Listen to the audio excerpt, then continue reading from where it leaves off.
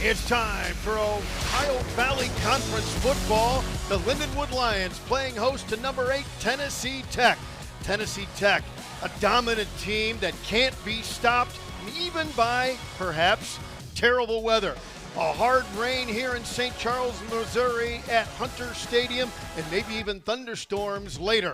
But we've got big-time football, number 8 Tennessee Tech against Lindenwood University. Hello again, everybody. I'm Bob Ramsey alongside my partner, Zach Zook. And I don't want to overstate it, but a team averaging 51 points a game, Tennessee Tech, they may be unstoppable. Well, they've been dominant in Coach Wilder's second year with the program. They're off to their best start since the 1970s, and they have just been rolling through the month of September. On the other sideline, you have Lindenwood, who has been excellent here inside Hunter Stadium. They haven't lost in this stadium since October of last year. There's so much to talk about in this football game, and we've got a good one despite the weather. We certainly do. It's dry in here, but it's wet on the sideline. That's where our sideline reporter, Truman Griesel, is. Stay as dry as you can, young man, in a quarterback comparison. Thanks, Bob. Yeah, both these teams, having to deal with the elements here. The rain has picked up in about the last hour and will probably maintain this for the game. But the important thing for both these teams, both quarterbacks are a dual threat. Both can sling it, top 2 passing in the conference up to this point. Vesperis does have those 14 passing touchdowns, which also leads the conference. But the important thing, they can also strongly use their legs. Vesperis and Glantz over 200 yards on the ground each. Glantz with 5 touchdowns, Vesperis with a pair. It'll be interesting how they utilize, whether that's in the read option game or scrambling to get out of the pocket. Back to you, Bob and Zach. Thank you, Truman. Stay dry. And quarterback comparison is brought to you by Jostens, the official recognition company of the OVC. Well, we're ready to go. Zach, what do you think we've got going here? Well, Lindenwood's going to get the football first, and I think that the start of this game is imperative for them to get off to a good start. Tennessee Tech, as we'll talk about here in a little bit, has rolled opponents largely through strong first quarters of play.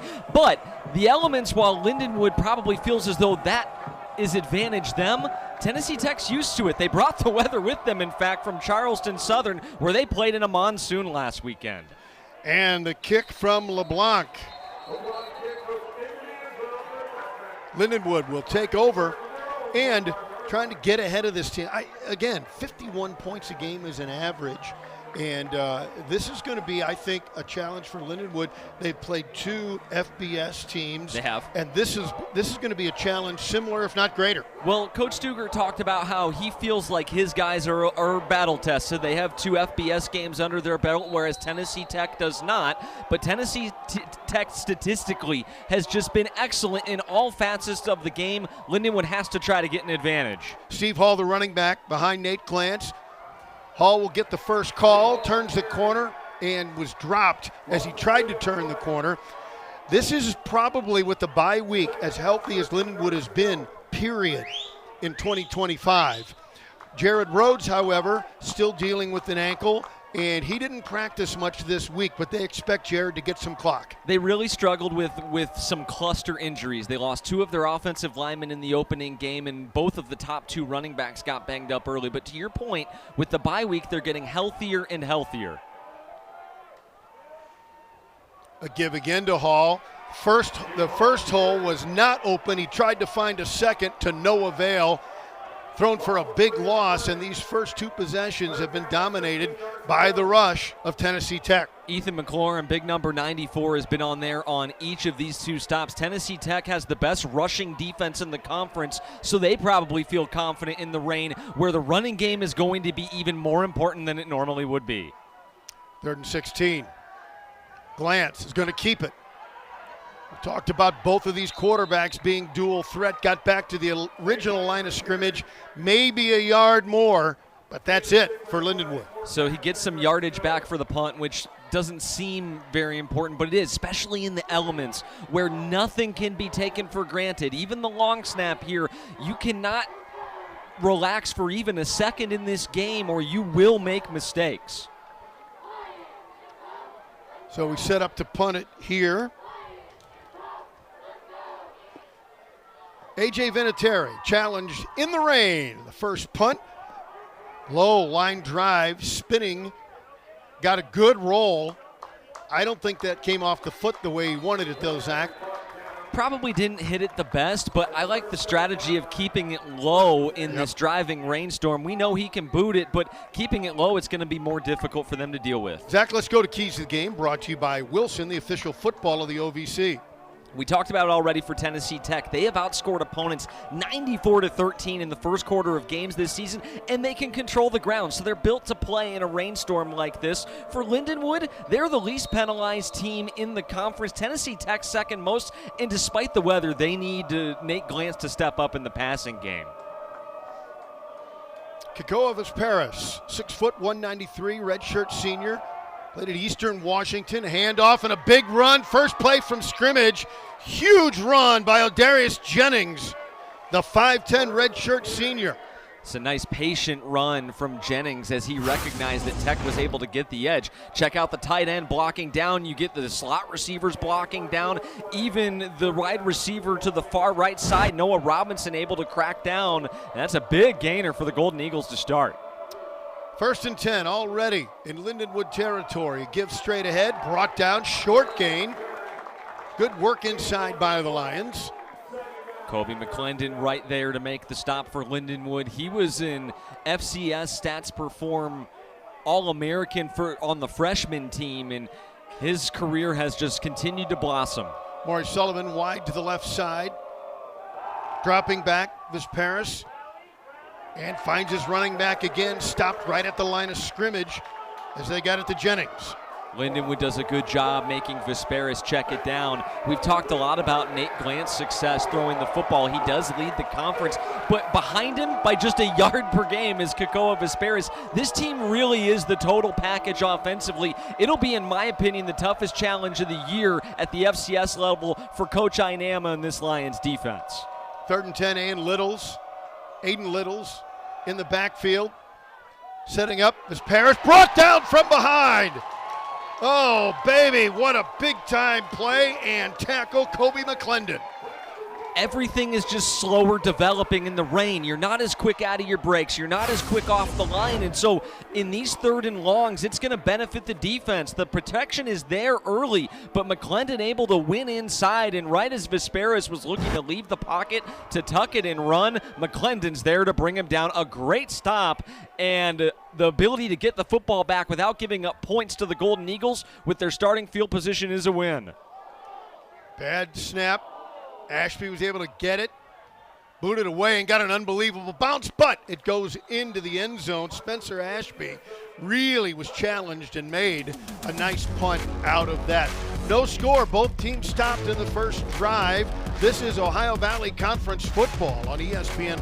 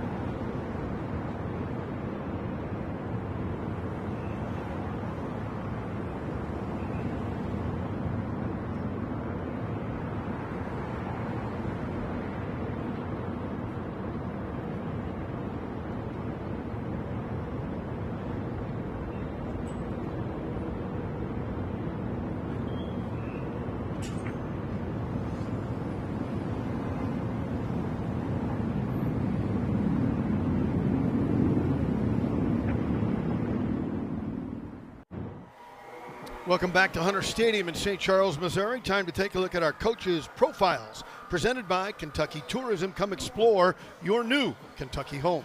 A couple of impressive leaders of men on each of these sidelines. Bobby Wilder in his second season with the Golden Eagles, 13th overall. They had a share of the conference title last year. 7-5 was the record, the best for Tennessee Tech since 2011. They come into this one on an 11-game winning streak. Steve Hall back there at running back with Nate Glantz, the quarterback. 1st and 10 from the 20.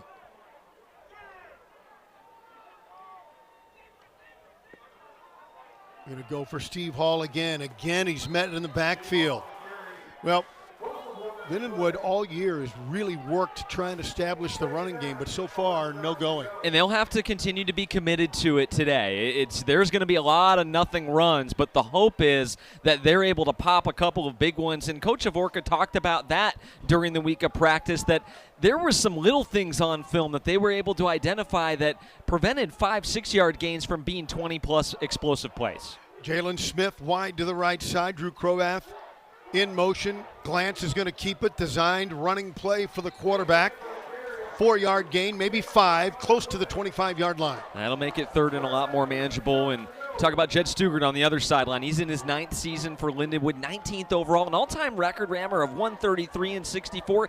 And Lindenwood has a 5-game winning streak at home. I mentioned they haven't lost here at Hunter Stadium since 2024. It's amazing. Some streak is going to end today. 3rd and a long 6. Fugate, the tight end, in motion to the slot on the left side. Steve Hall is the running back. Nate Glantz is the quarterback. Glantz to throw. Pocket breaks down. Tried to run through it. He could not. Xavier Randolph, the 6'4 sophomore defensive end, really plugged it up and stopped him. The soph, Randolph, does a really nice job of staying at home. If you're not going to win on your initial pass rush, check him out here right against the right tackle and then able to spin inside. Good job keeping integrity in the pass rush lanes, because both of these quarterbacks can get out of the pocket and run a little bit and hurt you with the play after the play, as it were, if you allow them to. This Tennessee Tech defense looks excellent here in the first quarter. Trey Holloway back to receive the second punt from A.J. Vinatieri. That is a beauty. Turns over nicely, received, and then out of bounds at the 42-yard line. Trey Holloway received the punt. We'll take a quick break.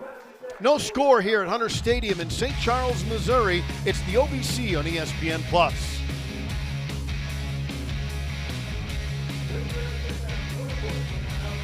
Every day, CenterPoint Energy is hard at work ensuring the safe and reliable delivery of natural gas.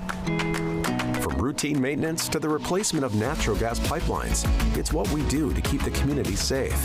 But it's more than just a job. It's about neighbors helping neighbors, because we're also proud members of the communities we serve.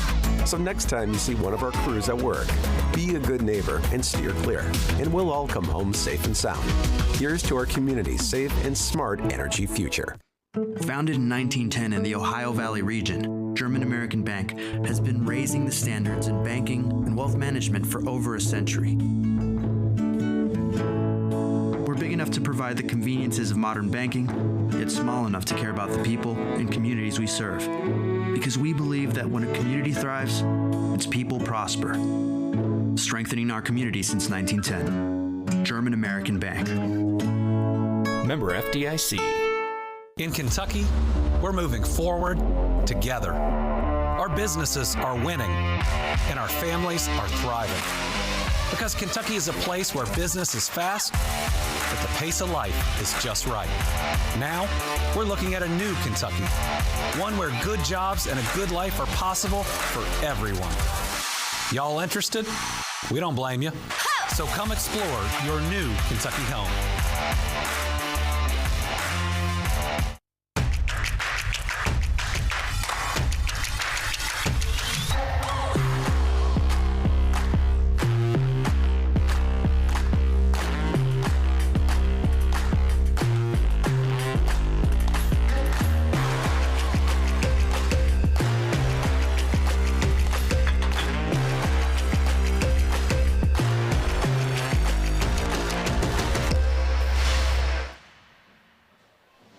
Welcome back to Hunter Stadium, home of the Lindenwood Lions as they take on number 8 Tennessee Tech.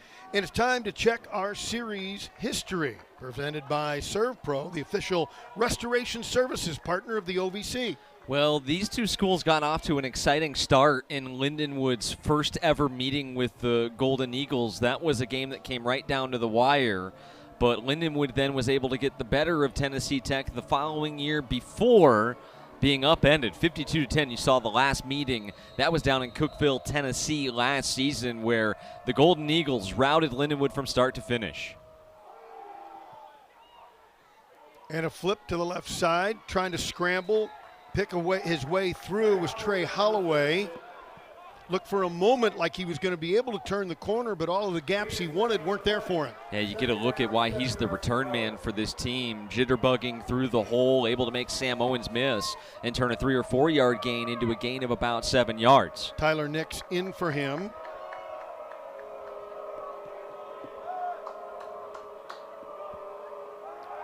Kasparis steps up, throws for the sideline too far, intended receiver Noah Robinson.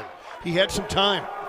He did. It's just going to be so difficult, and you can see it there. A normally very accurate quarterback trying to place that ball to his receiver who did have a step. If it's sunny and 70 degrees outside, they maybe complete that ball, but it just goes to show the level of difficulty. You saw the angle from our crew a moment ago of how wet it is and the rain continuing to come down here in St. Charles.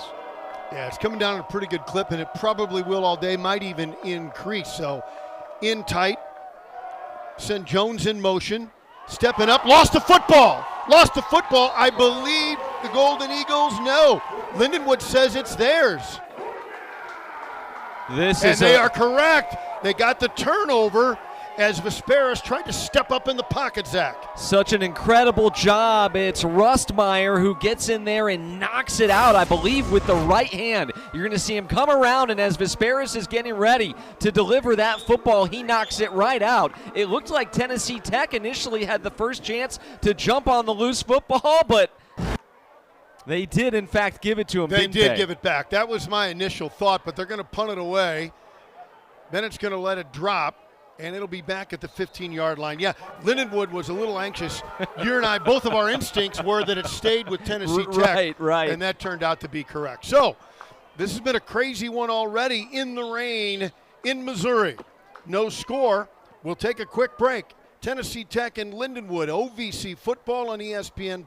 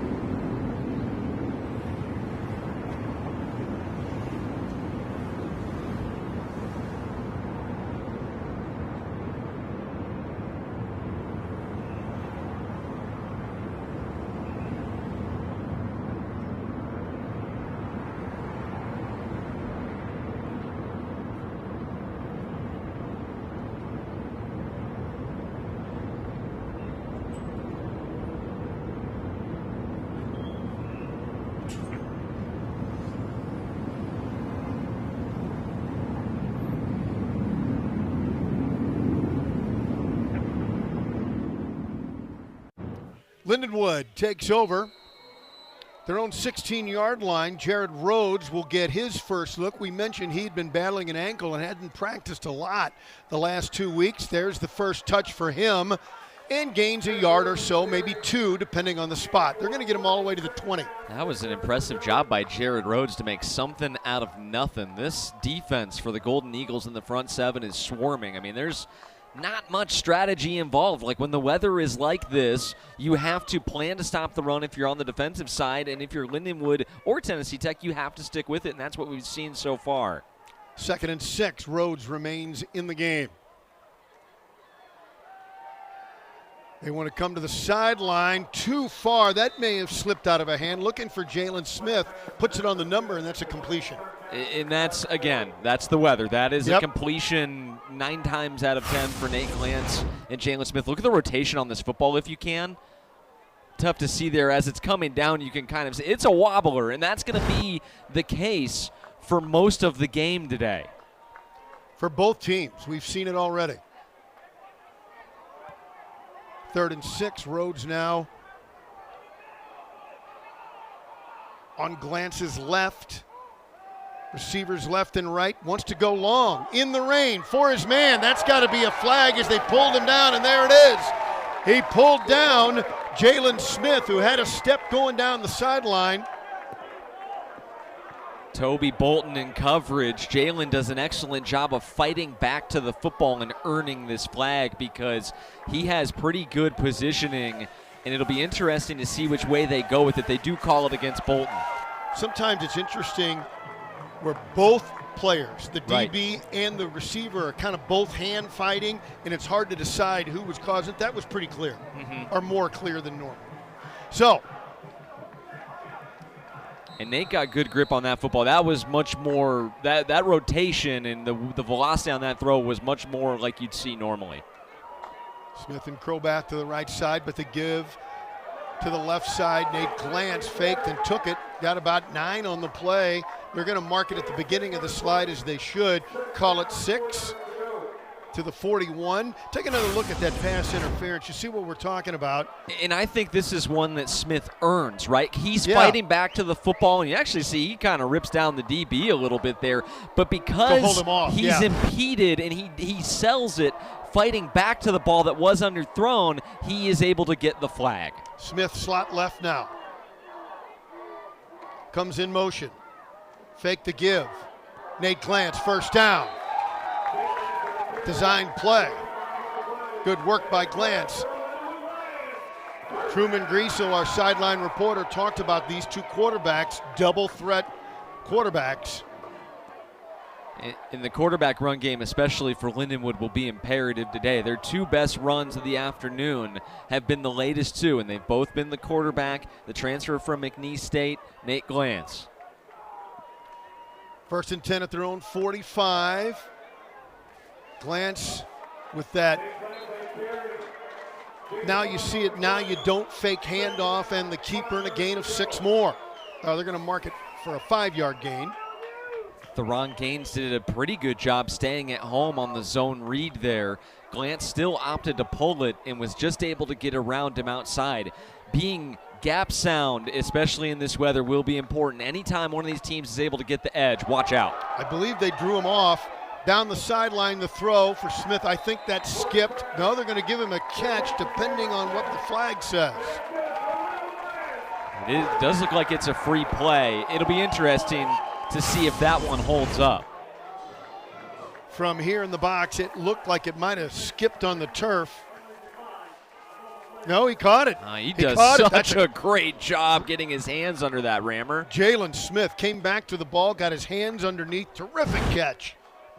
Young man from Shiloh, Illinois. He has really come on. The game before the bye week just exploded against UT Martin. Do they want to check that again? Or are they going to check to see if it was indeed a catch? That's exactly what they're going to do. Well, our crack crew here, Main Media and ESPN Plus, we've already seen it. We know the result of this one. It'd be interesting to see how you would think it would be in pretty short order. And remember, the ball can move as long as the receiver has possession and it's not touching the ground. So It looked as though Smith did a really nice job of just cradling that ball. Yeah. Not a catch you'd normally see a receiver make, but just with the weather, got to be so careful. Take another look at it.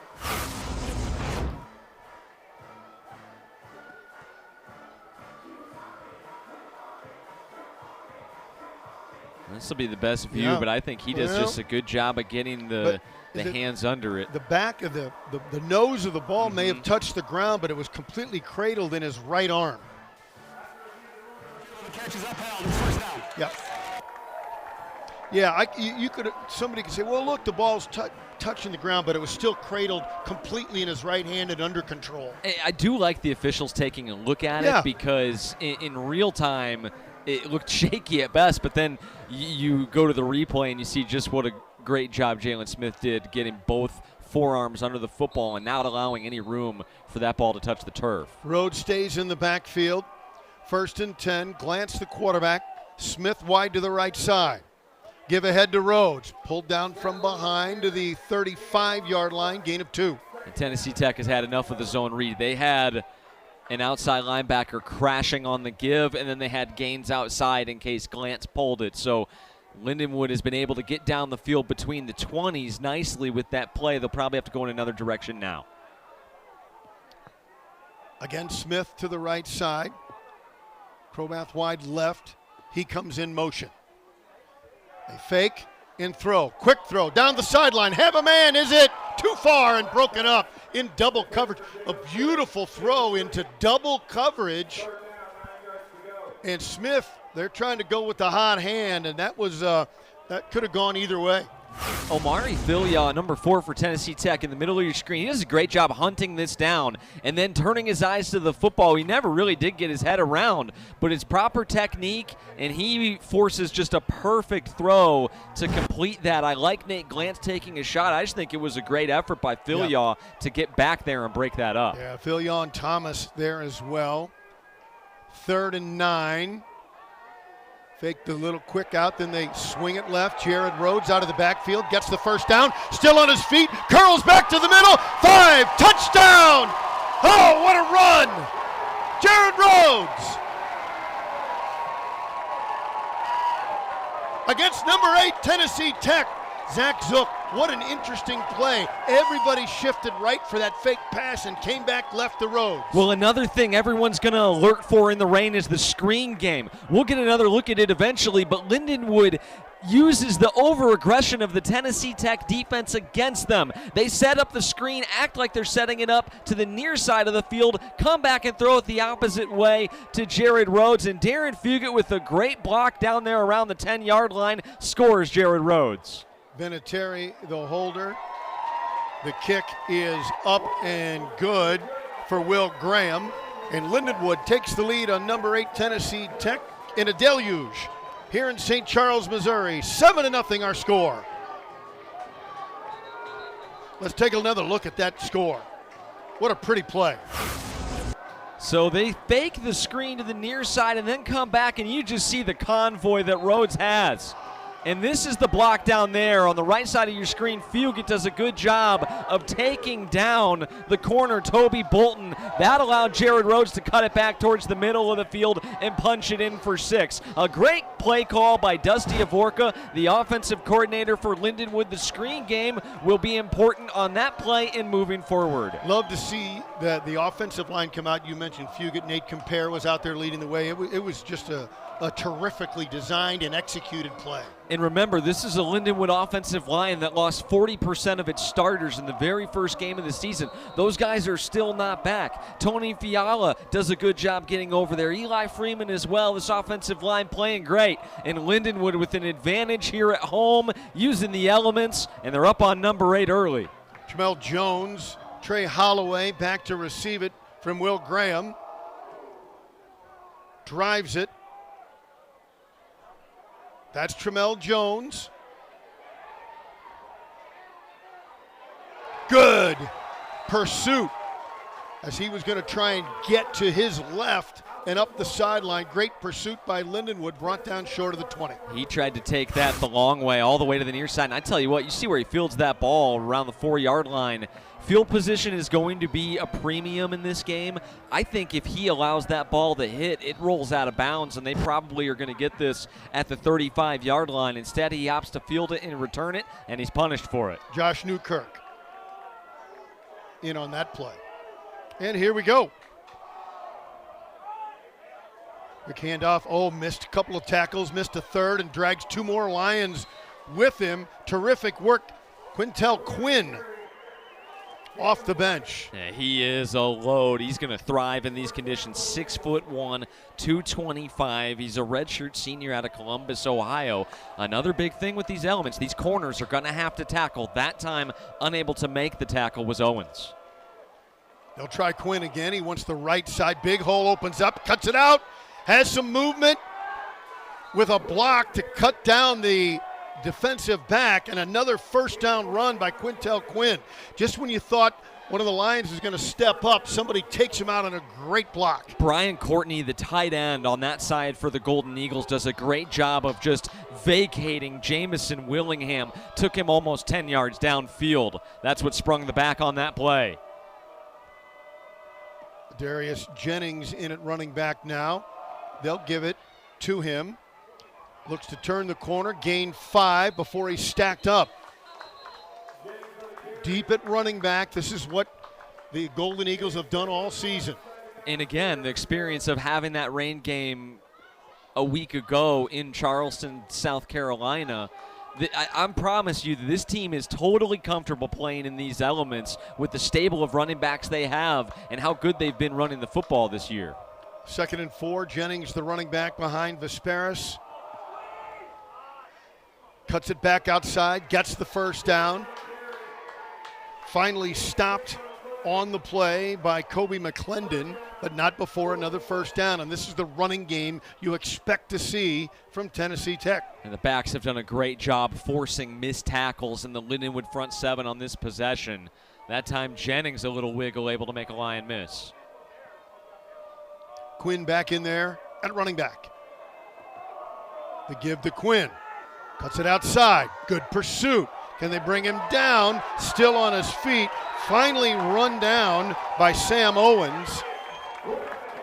Still a gain of 3 on the play. Good work by Owens. Yeah, really nice job because he's at a disadvantage, right? A big size mismatch there. He does a nice job of holding up the back and just waiting for his buddies to come help out. Does a nice job of staying out of the nameplate, too, because that very easily could have been an illegal horse collar tackle.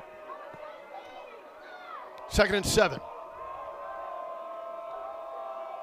Quinn, the running back. Vesperis to throw. Has time. Down the middle. Had his man. Slipped through his hands. Maury Sullivan. And it would be easy and probable to say a wet football did not help him because that was a good pass. It was a really nice pass. It was also a very, very tight window. He got his wide receiver, Sullivan, whacked pretty good on this. You see the safety coming over. There is. They call that the turkey hole there as we approach November and Thanksgiving, and Lindenwood does a nice job to close on it, and a great hit. He catches that in stride. They might not have been brought down.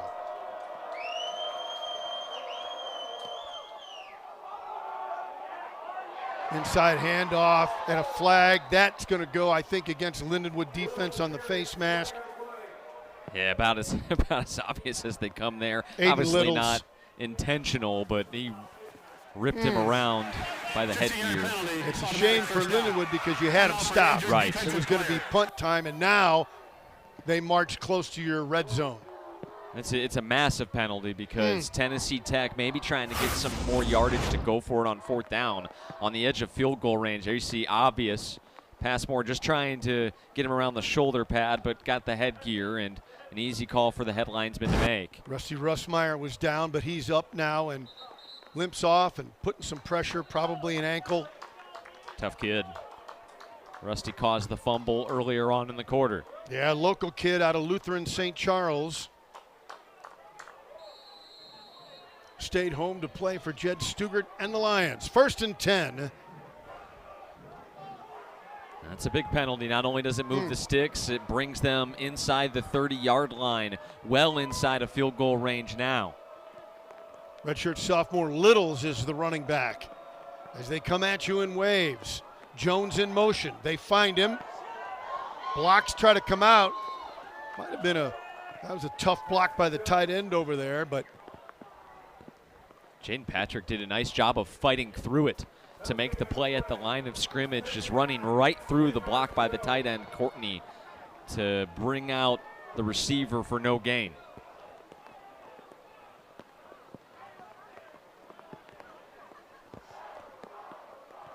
Second and 10.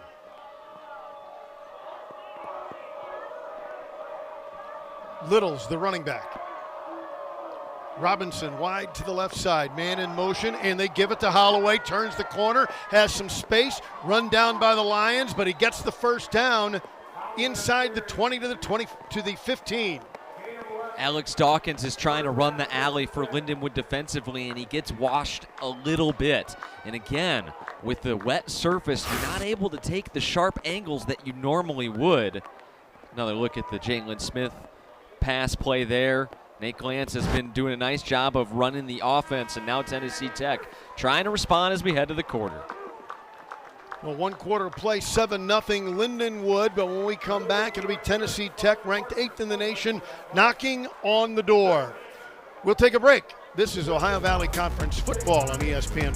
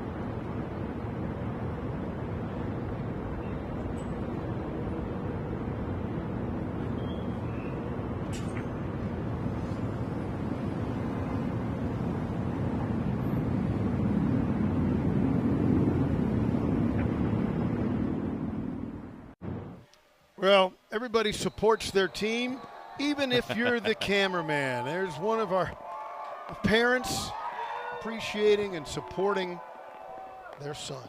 I love it. Hand off to Quinn again. Stopped short of the 10-yard line. Nice gain, though. If you're Lindenwood, that is exactly how you wanted that first quarter to go. A lot of possessions. You're able to put together a drive, and now able to keep Tennessee Tech out of the end zone would be a huge win here.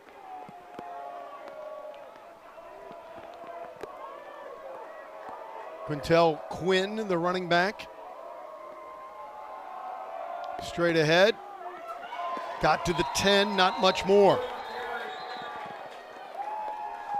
That's interesting. Both of these teams, when they've tried to run between the tackles, it's been tough sledding.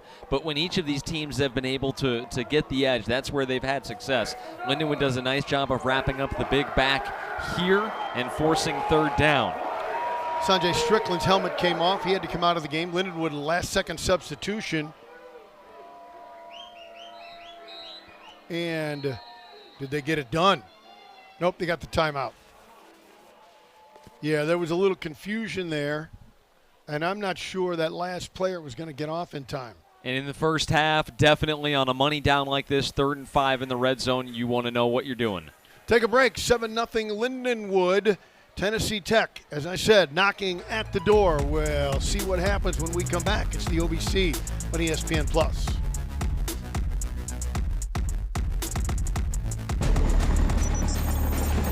When you're the leader in disaster cleanup and restoration, how do you make like it never even happened happen?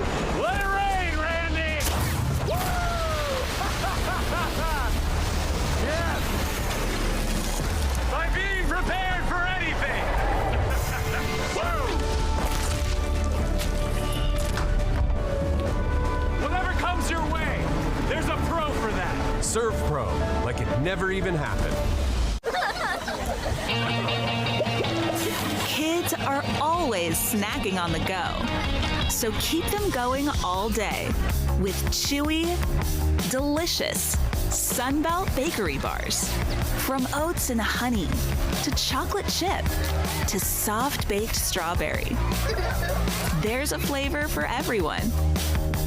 The tastiest flavors under the sun. Sunbelt bakery bars. Are you ready to take your money to new heights? Get a flexible high-yield checking account that lets you customize your interest rate so you can keep your finances headed in the right direction. With Elevate Checking from United Fidelity Bank, you're in control of how much you earn. You can raise your rate with a few easy steps. Get more ways to earn more with Elevate Checking and start earning 4.00% APY. Learn more at unitedfidelity.com/elevate or visit your local banking center.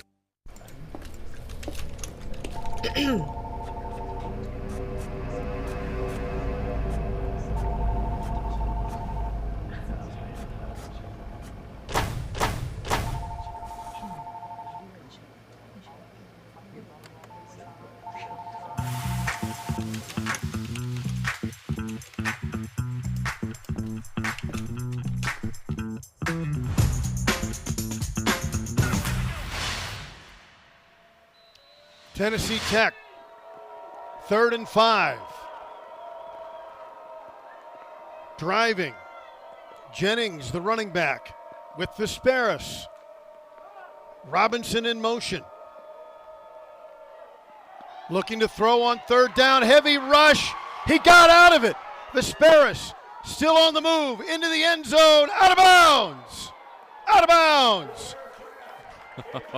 What a play. How did Vesperis avoid the sack and then still make a legitimate effort to get a ball into the end zone? Unbelievable play for him, but for naught. It's such an unbelievable play. There's so much to unpack with what just happened, but we got to talk about this field goal here on the left hash. Nothing for granted in this driving rainstorm. Ashby the holder. Dom LeBlanc is the kicker. 4 of 6 on the season, and that one is up and good for Dom LeBlanc. Oh, right through, no problem. Would have hit a string right between the uprights. A great job as we take another look at that third down play. They're initially trying to throw the crossing route underneath. The internal pass rush disrupts that, and Lindenwood thinks they've got a sack. Vesperis keeps it alive, and Gant with a heady play, pushing the tight end out of bounds. I think Gant saved the touchdown. Absolutely. Without question.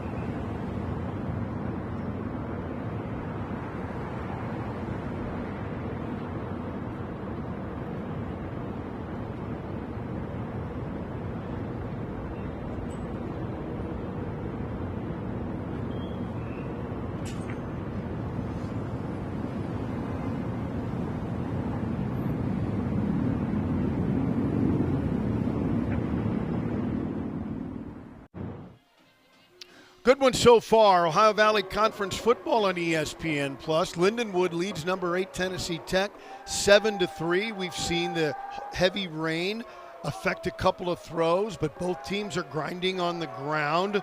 Terrific work rushing by Tennessee Tech. And both teams, Zach, may really have to rely on the running game today.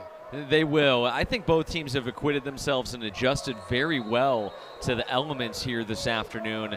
If you're Lindenwood defensively, you feel great about forcing the field goal attempt there, maintaining a lead in this contest. Christopher Bennett out of East St. Louis. He'll come up and receive it at the 10. The 15 wants to go outside at the 20 and spun down hard at the 21. Great tackle. You like the idea, but Tennessee Tech well schooled there. Taylor Love, the junior, was waiting on C.J. Bennett, the explosive and exciting freshman out of East St. Louis High. Yeah, Bennett had been averaging on his returns close to 30 yards a return, and that was a good one. But he got stopped hard. So now how does Lindenwood back up that touchdown drive with the explosive screen pass? Well, they'll start with Jared Rhodes in the back. And he and Nate Glantz ran together. They were on different pages. Problem there with the snap and brought down for a 5 or 6 yard loss. They were going to run the zone read, and Nate Glantz just double caught the snap there. That messed up the mesh point and the timing of the play, so he just had to eat it for a loss. Got a pretty good spot. 2nd and 14. All the receivers to the left. Rhodes wants one of them. Going deep, looking for Crobath. Has it. Oh, he dropped it. You know, Drew had slowed his route just a bit before the ball got to him and had to go catch up to the ball. Had he kept his pace, it would have been right in the breadbasket. It was a great throw by Glantz, all things considered. A great effort by Crobath, just unable to come up with it. They run him out of the slot and run a fade, which is a common practice in modern college offense. We'll get another look at it here as Lindenwood trying to get the play in. Nate knew where he was going to go the entire time with that football, and Crobath does have a step, but just unable to haul it in. Look at this effort, though. Full extension. Actually had it initially, but couldn't secure it through the ground.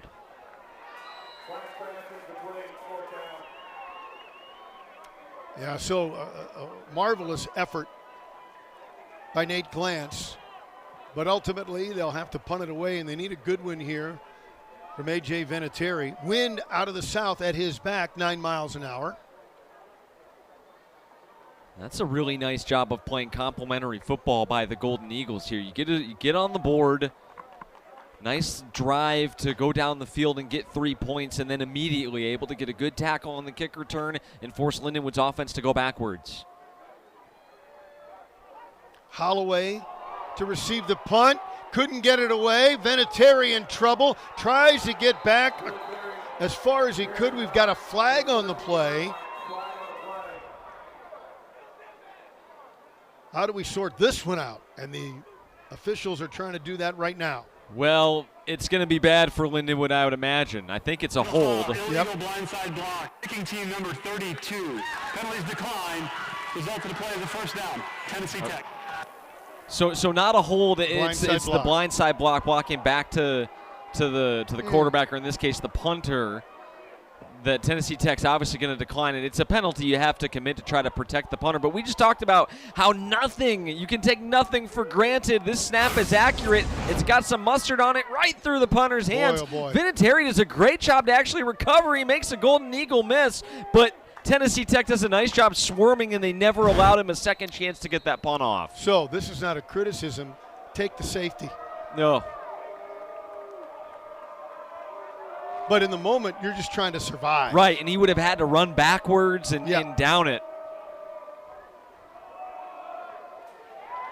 Gibb not being able to turn the corner on the play was Adarius Jennings.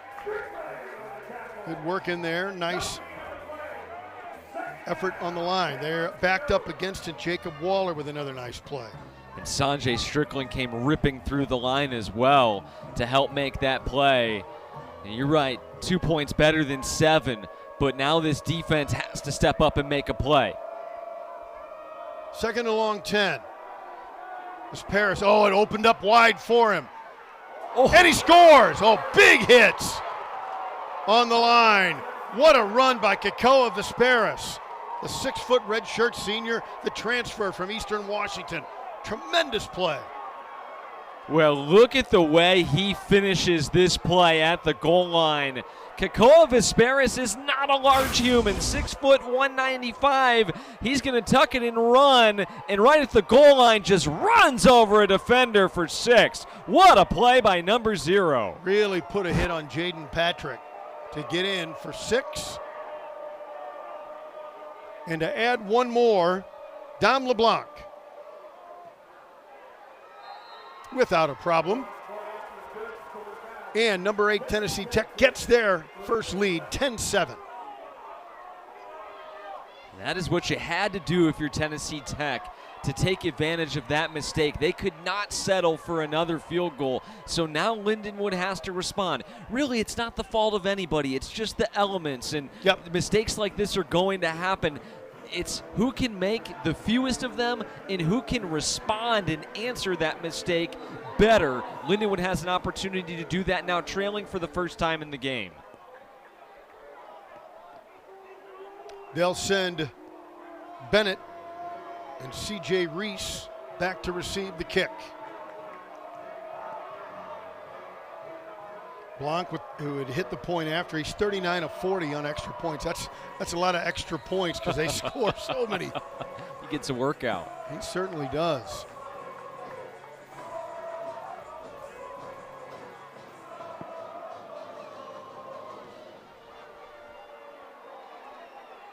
Bennett from his own 2. Gets up ahead of steam to the 20. Tripped up and brought down at the 25. And a flag. 2 flags. Oh, they've got multiple. 3 flags. 4 flags. I think it's 2 separate penalties. My guess is that they're both going to be against LU here, sadly, for the Lions. It's like we got a hold back near the 20, and then there's 2 out at the 40-yard line.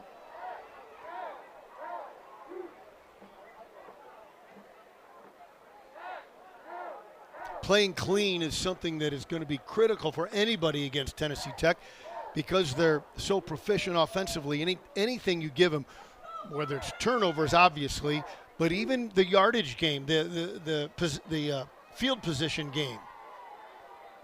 And you got to take the hold at the 20. That's the one they'll accept, I would think, because that's a spot foul. It would back Lindenwood up to the 10-yard line. There you see, I think they're going to get Nolan O'Hara, would be my guess, as you saw him riding a Golden Eagle right around the point of attack where Bennett was trying to return that football up the far side. Yeah, it might have been extra. Number 24, that penalty is declined. Holding receiving team number 20.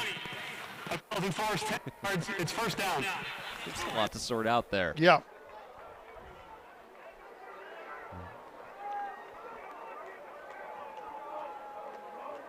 So Lindenwood will be challenged to slip and slide the length of the field.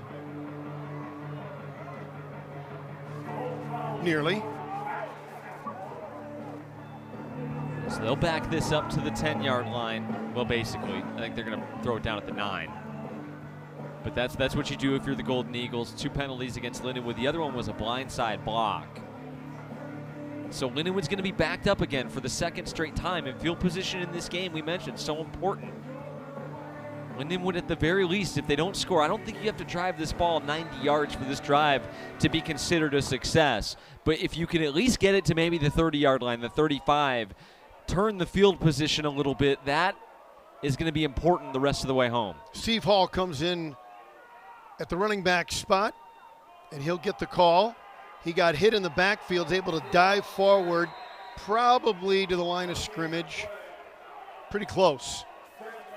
Talked about how each of these teams are very comfortable playing in a game like this. The Golden Eagles' rushing defense in a game where you've got to run the football has been the conference's best. They average less than 2 yards per rush. This front 7 has been phenomenal this year, and save a few quarterback runs, they've carried that over into this week. 2nd and 10. They glance. Fakes the handoff. In some trouble. Out of his own end zone. Down the sideline. Complete. He's got Smith again for the first down and into Tennessee Tech territory to the 48. What a play. Nate Glantz living life on the edge, Rammer. He is in trouble near the goal line. He's able to escape it. Look at him get out of this heap of human life and then find somehow Jalen Smith 30 yards downfield all alone. You've got to know where number 4 is, and then thrown forward for an extra 4 or 5. Tremendous play, throwing on the run.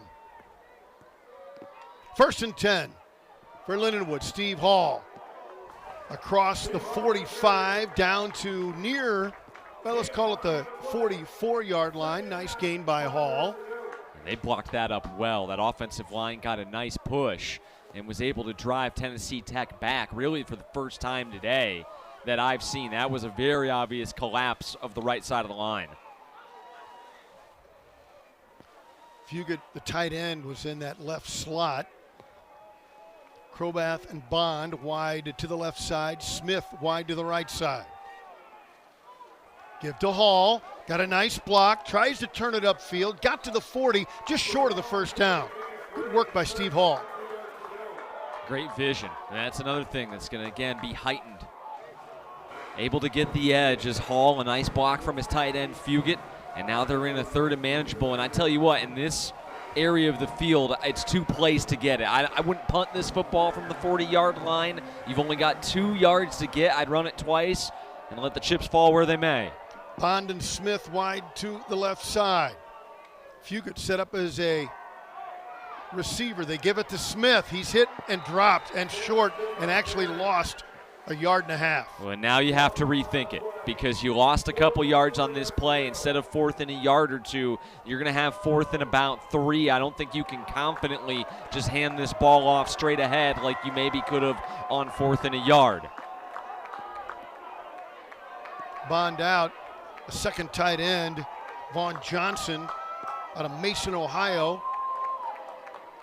I tell you what, my instinct is that they throw it here. 4th and 3.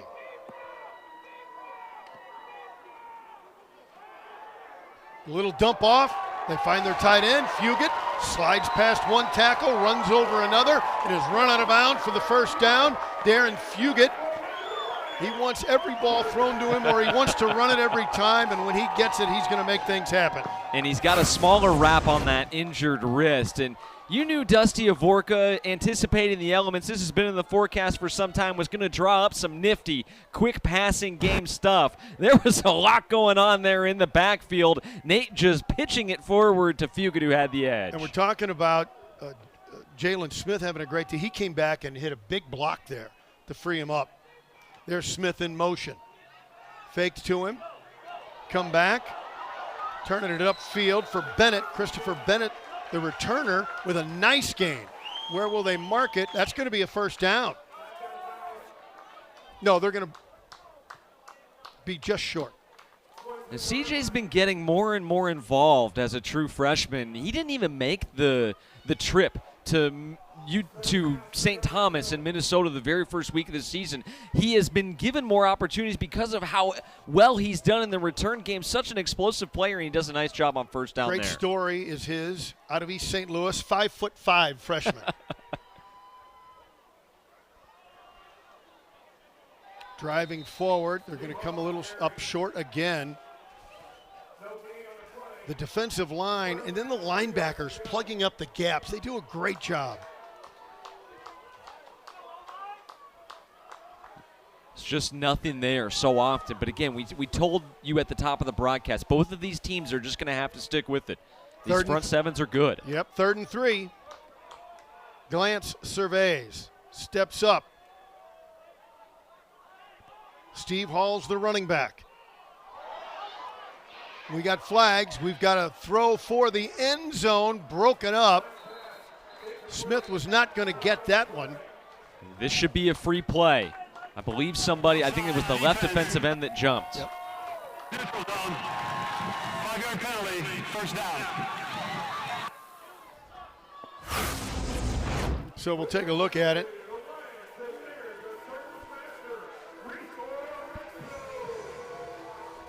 And it is interesting, A.J. Crawford there coming across, but he was moving laterally. Yeah. The official, I'm sure, saw it. He had a better angle than we did, but you can move. He just can't be in the neutral zone. Apparently must have just been off. That's a big call against them.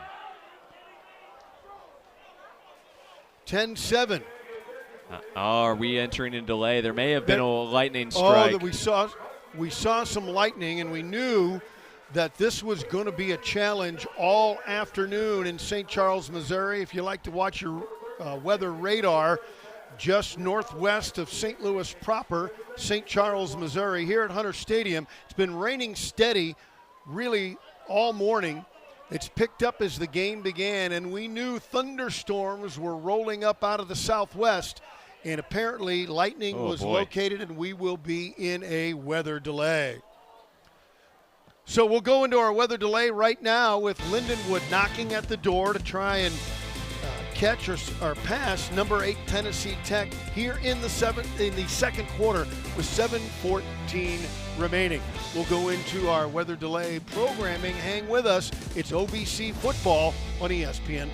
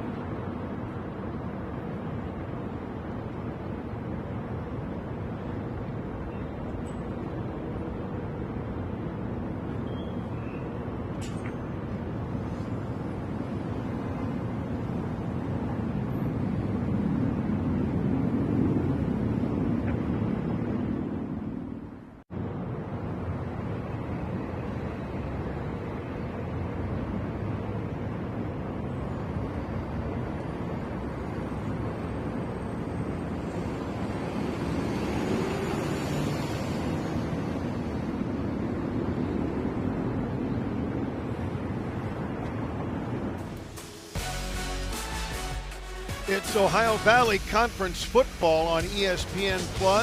We're back at Hunter Stadium at Lindenwood University in St. Charles, Missouri. And no, we have not yet had to build an ark, but everyone is here. Everyone's getting ready to go again after a 1 hour and 5 minute delay. I'm Bob Ramsey, Zach Zook alongside, and we have had quite a delay here, but the first half was terrific. Let's take a look at those highlights as we recap this. Number 8, Tennessee Tech and Lindenwood. Yeah, this was the biggest play of the game offensively for Lindenwood. A screen pass that they had some misdirection in the backfield. Jared Rhodes able to take it the distance off a great block from Darren Fugit. And then how about Vesperis running over corners at the goal line? That was a great drive and a great answer for Tennessee Tech. But Lindenwood's been able to find a little bit through the passing game, particularly with Jalen Smith, who has continued to build off of what was a career day for him 2 weekends ago against UT Martin before the bye. Now let's get into our news and notes from the Ohio Valley Conference.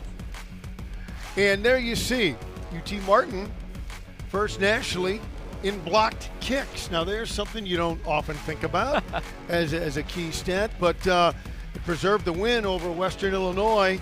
It is huge.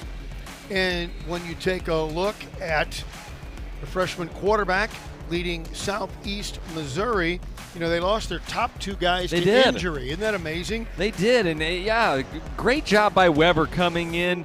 283 yards in a win in his first ever start. It's not easy to replace Paxton DeLaurent. You and I watched him over the years, Rammer, but how about the freshman putting on a show? Yeah, OVC Big South co-freshman of the week. And don't forget about tickets on sale for the FCS National Championship game.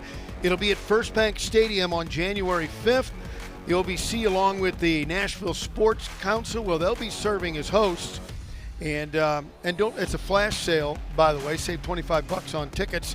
And the offer will end tonight, a minute before midnight. So we're ready to go. Knocking at the door, 1st and 10 on the 17. The give to Steve Hall. He had no corner to turn. He wanted to turn the corner, but he couldn't even find one.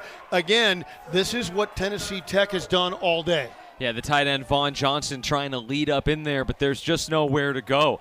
Lindenwood, 16 rushing yards before the weather delay. They didn't gain anything there. I would be alerted if you're the Tennessee Tech defense for something tricky here on this possession. Dusty Avorka and the offense had a lot of time to scheme and think some new stuff up. Hall is the running back. Smith wide to Bond wide to the left side.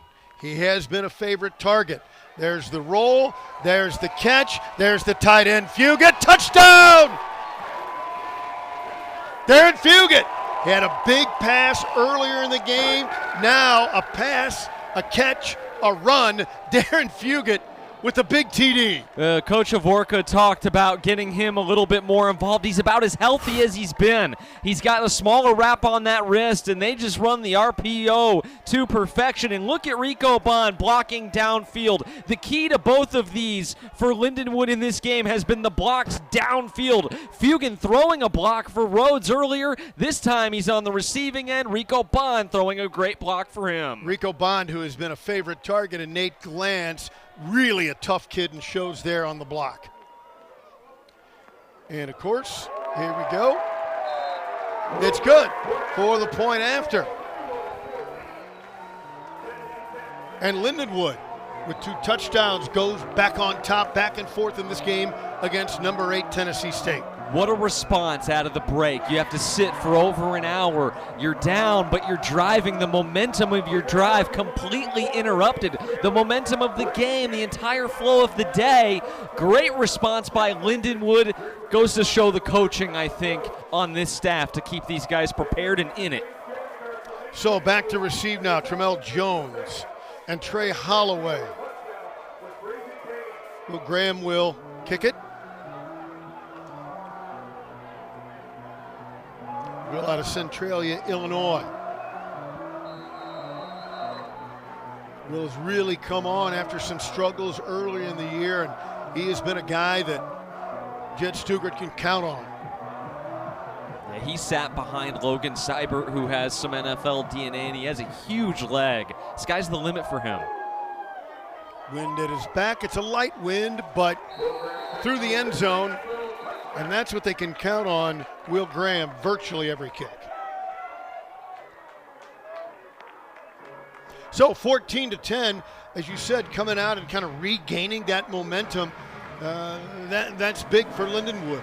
It is, and with the delay now, it's raining a lot lighter than it was previously. So Tennessee Tech, who probably felt like they had most of the momentum before that response, now has to try and claim it back on offense. Back and forth we go. Quinn is the running back, with Kekoa Vesperis the quarterback. Boy, what a big touchdown run you saw a moment ago, and he's going to keep it. Turns the corner. He might go all the way down the sideline. Gasparis tried one more move and is brought down after a huge run, 45 yards. Well, Alex Dawkins finally catches up, but how about Tech utilizing the quarterback run game on a little zone read? He's able to take it between the tackles and really show off the speed. Wow, what a big play. Now lined up as a wide receiver.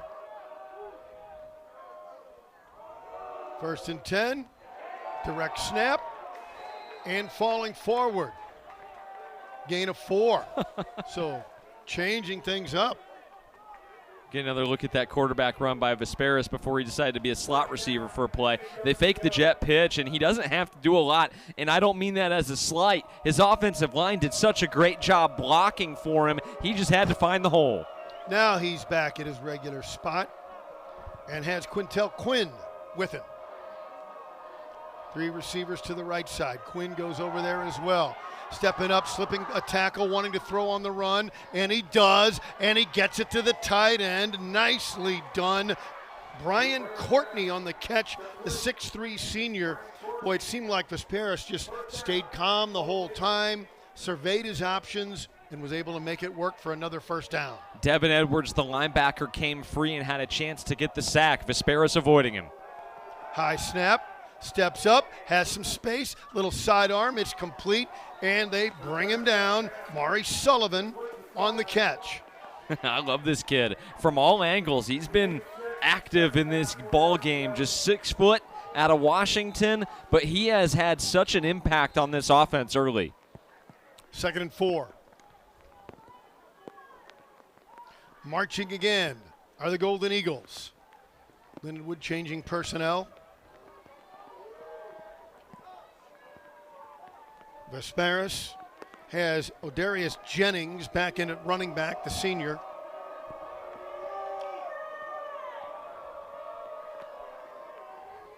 Fakes to the man in motion and a keeper. Vesperis took a big hit. My goodness.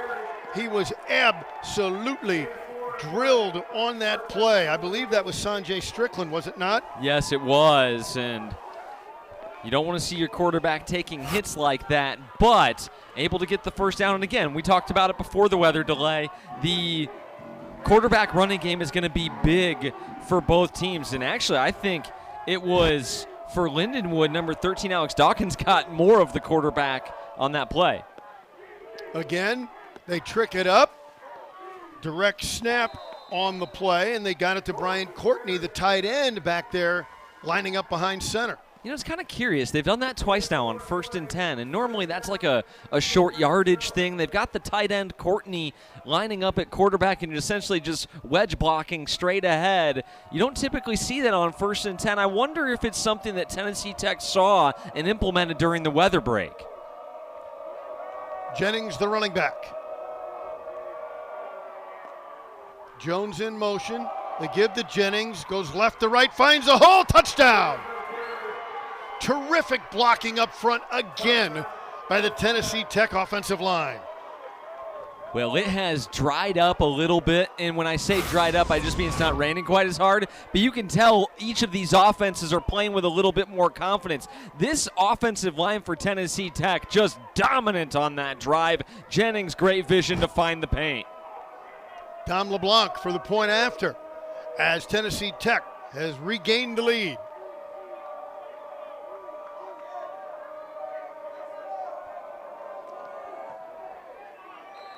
And he pounds it through with no problem.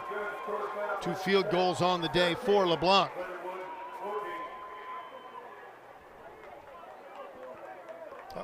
One field goal, excuse me, and another extra point. Looking down at his stats now, he's missed one all year. 40 of 41. Goodness, is that Just that automatic. Good? Just automatic. And on a day when nothing is, what an advantage that is to have a kicker, Coach Wilder, pleased with his team's response after the Lindenwood touchdown out of the delay. His guys take the football, go the length of the field. 2 well-coached ball clubs and 2 talented ball clubs slugging it out in the rain.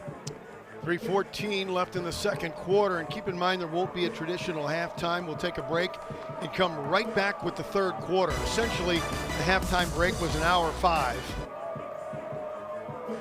here in the second quarter. Again, LeBlanc.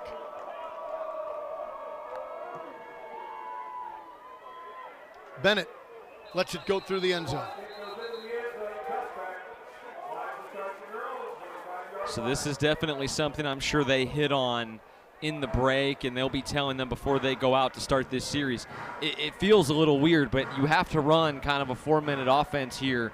3:14 left. We are going to have the shortened break. It might feel like a quarter break, but the clock rules will still be the same. So they have to get this possession finished in the next 3 minutes. And I'm sure with, again, the shift in the weather, it'll be a little easier to throw the football right now than it was earlier. Steve Hall will be the running back. You see Fugit in motion. Receivers are all to the right side.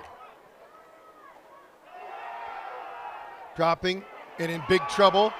Staying on his feet and on the run, throwing it incomplete on the sideline for a first down. What a play. Jalen Smith helps Nate Glantz, who somehow escaped the tackle and threw again on the run, a bullet down the sideline. I mean, are you kidding me? I'm thinking as soon as he gets out of sack, you've got to bench it, throw it into the 5th row. And he says, no, thank you. I think I'll find Smith downfield. High risk, high reward, and what a grab on the sideline by Smith. Now Fugit, the tight end. Slot on the left side. Keeper by Nate. Nate down the left side. He gets the first down and out of bounds. It's almost as if there's a competition between our 2 quarterbacks. They have been fun to watch. You heard at the top of the broadcast the comparison from our sideline reporter Truman Griesel, and these 2 kiddos are living up to it. 1st and 10. Down by 3, Rico Bond comes out of the game, and a second tight end goes in for Lindenwood.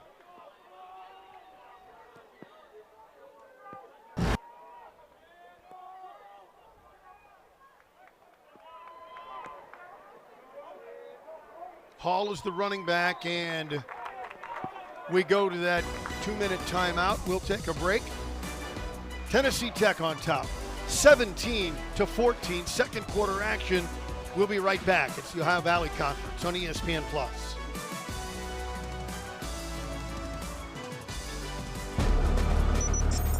When you're the leader in disaster cleanup and restoration, how do you make like it never even happened happen? Fire it up, Randy!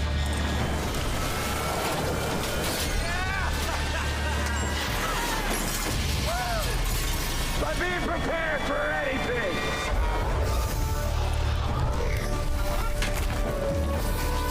Whatever comes your way, there's a pro for that.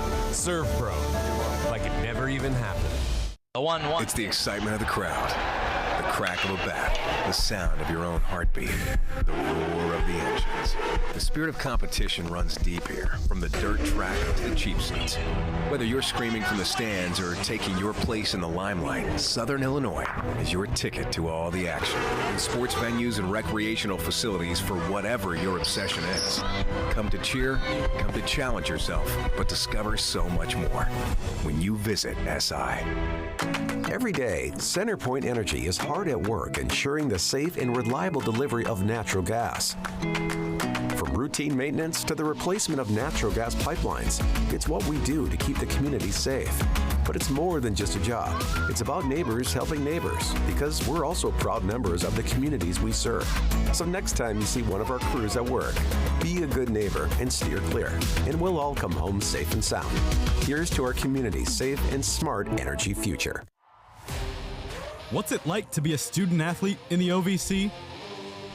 We rise to challenges and challenge others to rise with us. We show respect. We lead by example.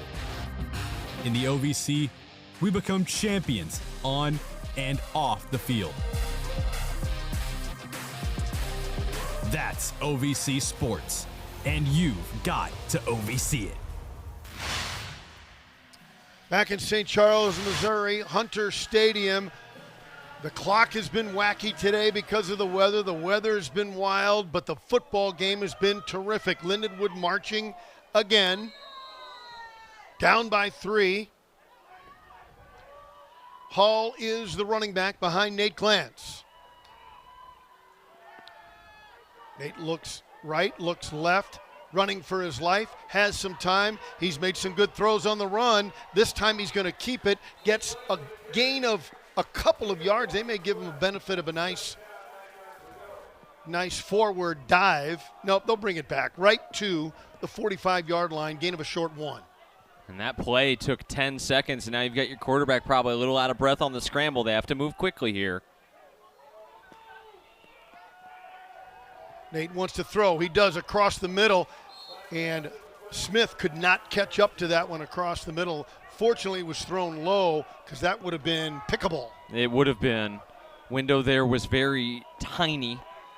Now Lindenwood can reset for this 3rd down and 8. Again, if you get half of it here, I think you've put yourself in a position to go for it. But the clock is also a factor. You wouldn't want to give Tennessee Tech golden field position at the end of the half. With time, that's right. Bennett's in there at receiver.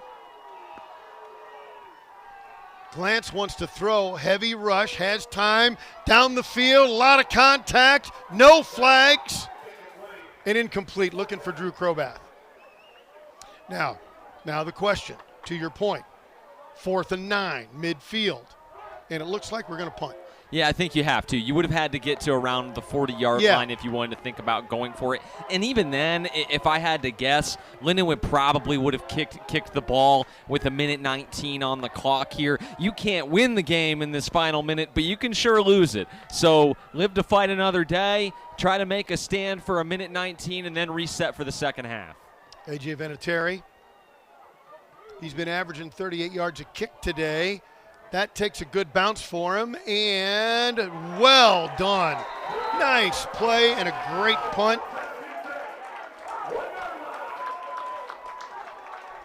What a great job by A.J. Vinatieri. You can't do it any better than that.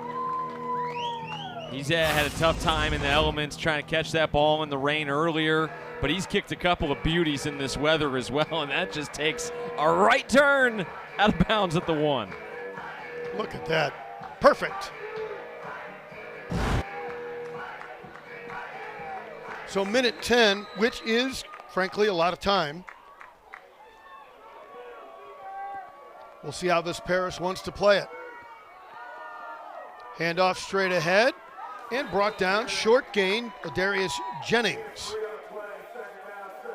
So a median gain here on 1st down. Tennessee Tech is not going to call their timeouts, although they've got 3 left, and Lindenwood not going to call one yet either. If Lindenwood can get a positive outcome here on 2nd down and 6 or 7, they will probably take one.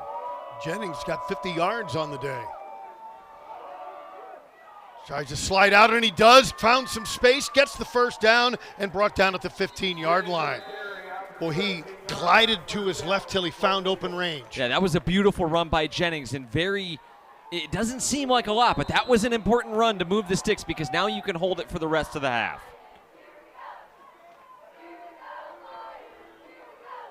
Jennings remains out there.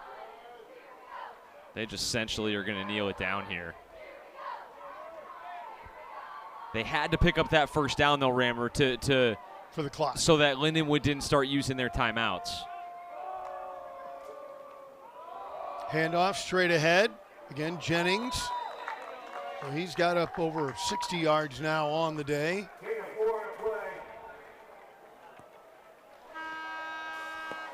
And that'll end the first half. Again, it's a short halftime because we already had the long break. We'll take a break now.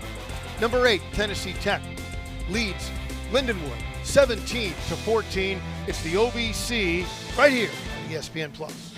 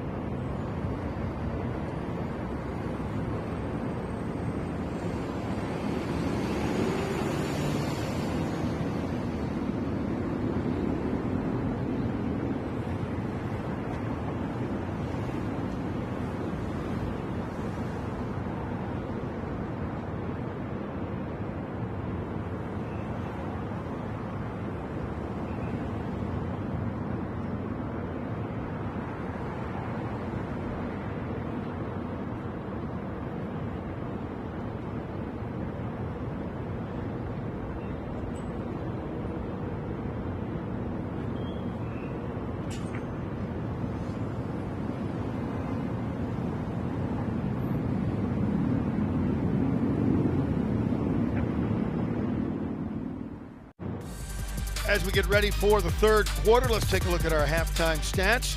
Presented by United Fidelity Bank, serving their community since 1914. And Zach, looks like a pretty even game. One team's passing, one team's rushing. It is. I mean, you hit the nail on the head. There's not much else to say. Lindenwood has thrown the ball well. Tennessee Tech has run the ball well.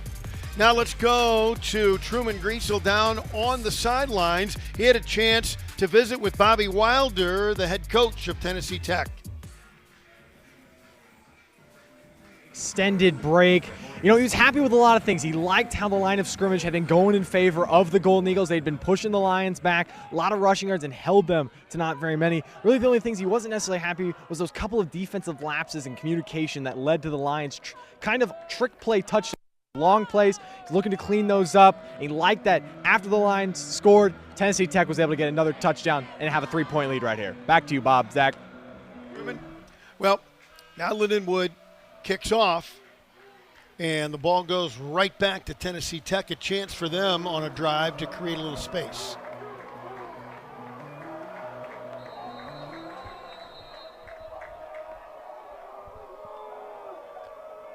Graham to kick.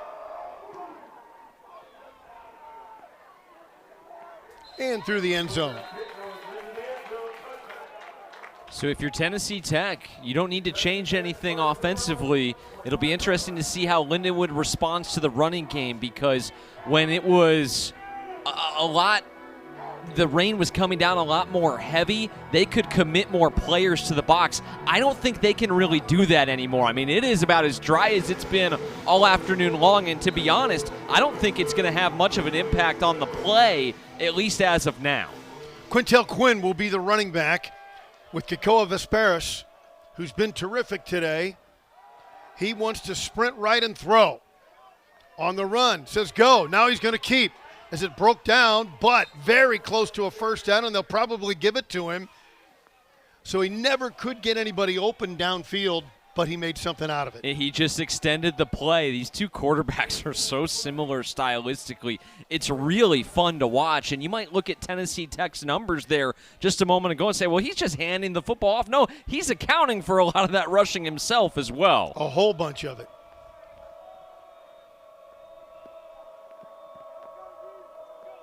He's got Quinn. Quinn gets the handoff, dives forward, took a hit, bounces off, dives forward for 3. He was stopped at the line of scrimmage but kept driving. Yeah, Tennessee Tech had a $150 rushing in the first half of play. Vesperis has about 50 of it. So he is certainly someone Lindenwood will have to account for as this game goes on. And the way the Golden Eagles are able to shuffle those running backs in and out is a big challenge for this LU front seven.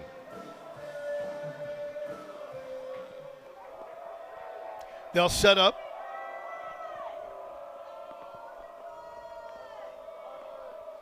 Quinn tries to get a block for his quarterback. He does.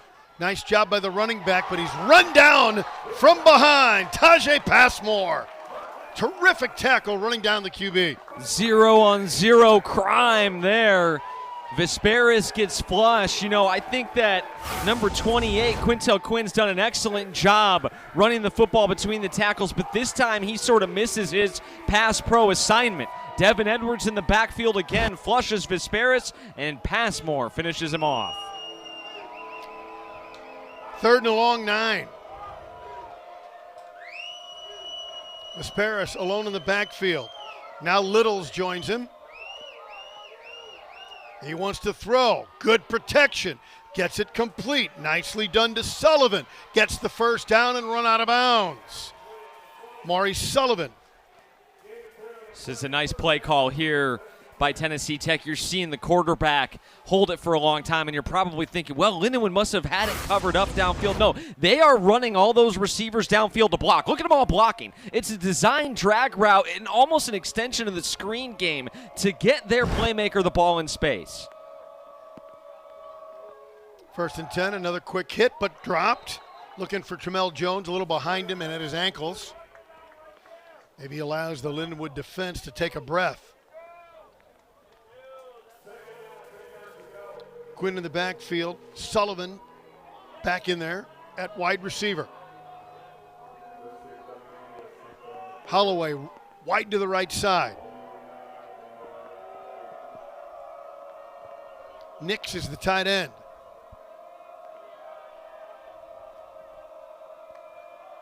Vesperis wants to throw again.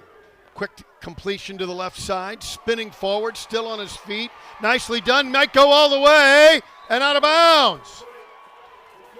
Wow, what a run by Tramel Jones after the catch. That was incredible. They didn't give him an accurate pass on first down, and so the Golden Eagles say, hey, let's try that one more time. It's obviously a different play. They have a screen set up on either side of the formation. Vesperis has a choice with which to throw the football. He liked the numbers on the far side to Jones. They went with it, and obviously it was the right choice. They hit it for a big play. Take a look at it, but we got a man down. And it's very similar, actually, to the screen play that scored Jared Rhodes in the first quarter. They fake it to the near side of the field and then come back to Jones, who had a convoy and was able to make a man miss. So good job of Lindenwood catching up to him, but well designed by the Golden Eagles. Lindenwood had a man down, Sanjay Strickland. Sanjay is a critical member of this defensive unit, the senior from Arvada, Colorado, and now he jogs off, so perhaps he was cramped up. And hopefully it's nothing too serious for him. Number 15, he and Jacob Waller are like the Bash Bros in the second level of that defense for Lindenwood, and they're getting healthier too. They added team captain Devin Edwards to the linebacking core 2 weeks ago. 1st and 10 for number 8, Tennessee Tech. Lead by 3 here in the third quarter.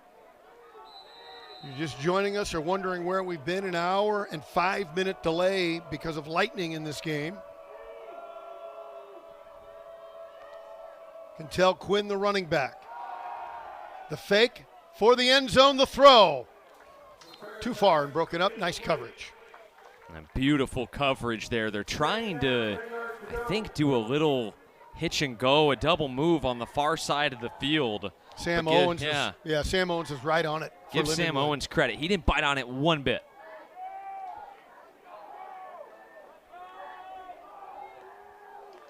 Second and 10 from the 25, just across the 25. It's going to be another keeper. Oh, look at that hole open up. This Paris across the 5 and a first down. Unbelievable blocking by this Golden Eagle team all day long. Yeah, they can just beat you in so many ways on the ground. They have such a good running game. You're worried about the running back, and here comes the quarterback pulling it, and you see the hole he has to run through all around the right edge.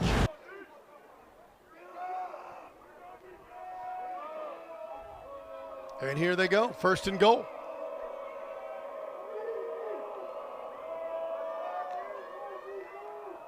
Give to Quinn.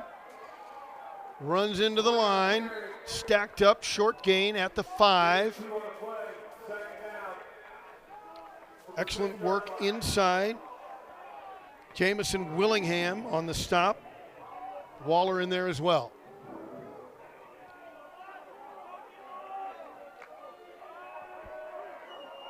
Second and goal from the 8.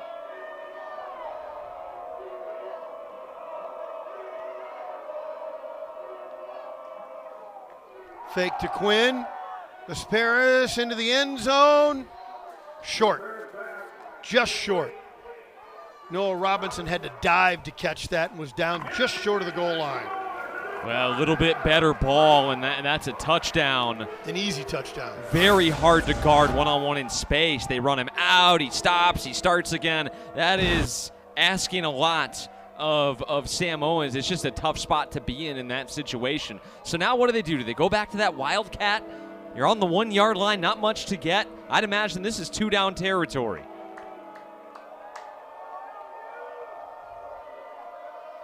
Stack it up tight. Quinn, the running back, under center, Vesperis. To the tight end, just checked in. Courtney, touchdown. Really nicely designed, Zach. So they did use a tight end run. It just wasn't out of the wildcat like it was earlier on. How about a tight end sweep for 6? I love the play design. We've seen that in the NFL at the next level the last 4 or 5 years. And Tennessee Tech now in front by multiple possessions for the first time today. Dom LeBlanc on for the point after. And he drives it through. We'll take a break. 10-point lead now for number 8 Tennessee Tech. The Golden Eagles on top by a couple of scores. This is Ohio Valley Conference football on ESPN+.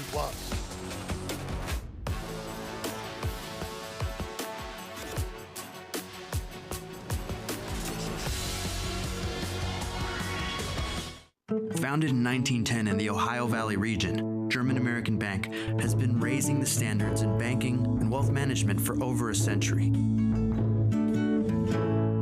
We're big enough to provide the conveniences of modern banking, yet small enough to care about the people and communities we serve. Because we believe that when a community thrives, its people prosper. Strengthening our community since 1910. German American Bank. Member FDIC. In Kentucky, we're moving forward together. Our businesses are winning, and our families are thriving. Because Kentucky is a place where business is fast, but the pace of life is just right. Now, we're looking at a new Kentucky, one where good jobs and a good life are possible for everyone. Y'all interested? We don't blame you. So come explore your new Kentucky home.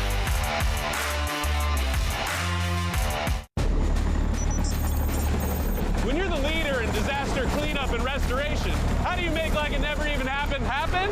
Let it rain, Randy! Woo! Yes! By being prepared for anything! Woo! Whatever comes your way, there's a pro for that. Serve Pro, like it never even happened. More students are choosing Tennessee Tech, the #1 public university in the state. I'm Tennessee Tech President Phil Oldham. Here in Cookeville, Tennessee's college town, It's safe and affordable, and Tech offers a real education for real people who want real careers. Don't forget, Tech graduates have the highest early career salary of any public university in Tennessee. We call that living wings up. Find out how you can live wings up. Visit tntech.edu/wingsup. This is Ohio Valley Conference football on ESPN Plus, and Zach Zook. Lindenwood's led 2 different times in this game, but now trail by 2 scores. Yeah, they did. The offense has erupted out of nowhere in this football game. After having 4 possessions in the first 8 minutes of gameplay, it's been up and down the field. Really where Lindenwood got off kilter was that 3 minutes before the half. Couldn't get a true drive in. Christopher Bennett from the 5. Tries to get outside. He does. The 15, the 20, stutter step, and spun down at the 20-yard line. They may give him forward progress. Another good return by Christopher Bennett, the freshman from East St. Louis. And bad news a little bit here if you're Lindenwood, the rain resuming again. It's been dry for really since we restarted, but it's coming back down a little heavier. And for a team that has really had most of their success throwing the ball, the challenge is going to get a little bit more difficult. Jared Rhodes will be back in there at running back as basically alternating series with Steve Hall. There's Fugit in motion into that slot on the left side. Nate Glantz out to Darren, and he's run out of bounds right away. A good hit at the 25, and it's as much as we've seen Fugit used in a while. And again, I think that was part of the game plan. He is a really tough kid, but he was battling through some things through the non-conference portion of the season. He's a player that the bye week really helped. A lot smaller wrap on that wrist has enabled him to be more of a receiver. I don't know if it's considered well, but he's played with a broken wrist.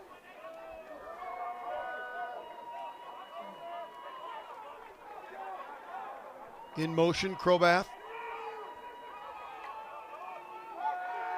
Glantz, downfield, on the sideline, broken up. Oh, beautiful play by Gavin Bryson, the senior. He is in phase the whole way, exactly how you teach it. And these receivers one-on-one are not easy to cover. He does a great job. He doesn't turn his head, Rammer, until he's step for step, face-to-face with Smith. Then he turns his head around, gets the football, and bats it away. Excellent job. Long way to go in this game, but this is a key 3rd down.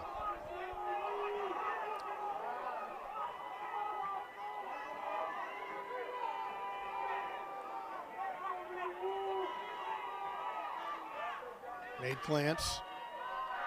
There's a man in motion. He's in big trouble. Escapes again. Bigger trouble. Gets rid of it. Incomplete.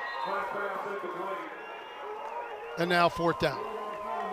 Well, Great rush. Lindenwood truthfully wants that to be incomplete. It would have been a massive loss had Rhodes been able to come up with it. But credit Maurice LaPierre for keeping Nate at least as much as you can in the pocket. They only rushed 3, so you're just trying to keep your contain. Tennessee Tech got a quick win outside around the right tackle, and that pretty much ruined that play before it got started. Yeah, rushing 3, and they had Nate running for his life. Mm-hmm. Now Vinatieri. Has he got a big boomer in him on a high snap? It's blocked. It is blocked. And the worm has turned since we came back from the rain delay. It is going to be the 2nd time in this football game that Tennessee Tech will finish a Lindenwood punt with the football inside the 10, and their return man doesn't even have to touch it. It's a high snap, which throws off the timing of everything. Vinatieri has to high point it, and then it's not blocked up very well either because there was penetration from inside coming in to get the block and then the recovery. Sophomore Eric Taylor, the 5'8" sophomore linebacker. Tremendous play. Tech then was able to score soon after in the rain and in the muck when Vinatieri was unable to handle it very early on in the game. Can they do that again here? It would really give them command of this football game. That 3rd down play set this up as Quinn gets to the 5 and is brought down. Good stop as they jammed up that hole.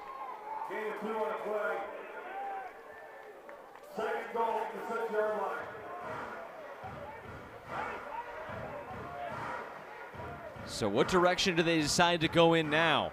After the last time they recovered the punt inside the 10, they went handoff, and then it was quarterback run. Will they allow Vesperis to throw it this time? Ball just short of the 5-yard line. Quinn still driving, and they'll say he's down around the 3.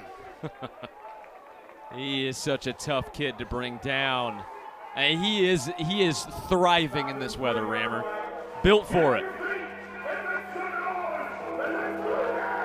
Quintel Quinn.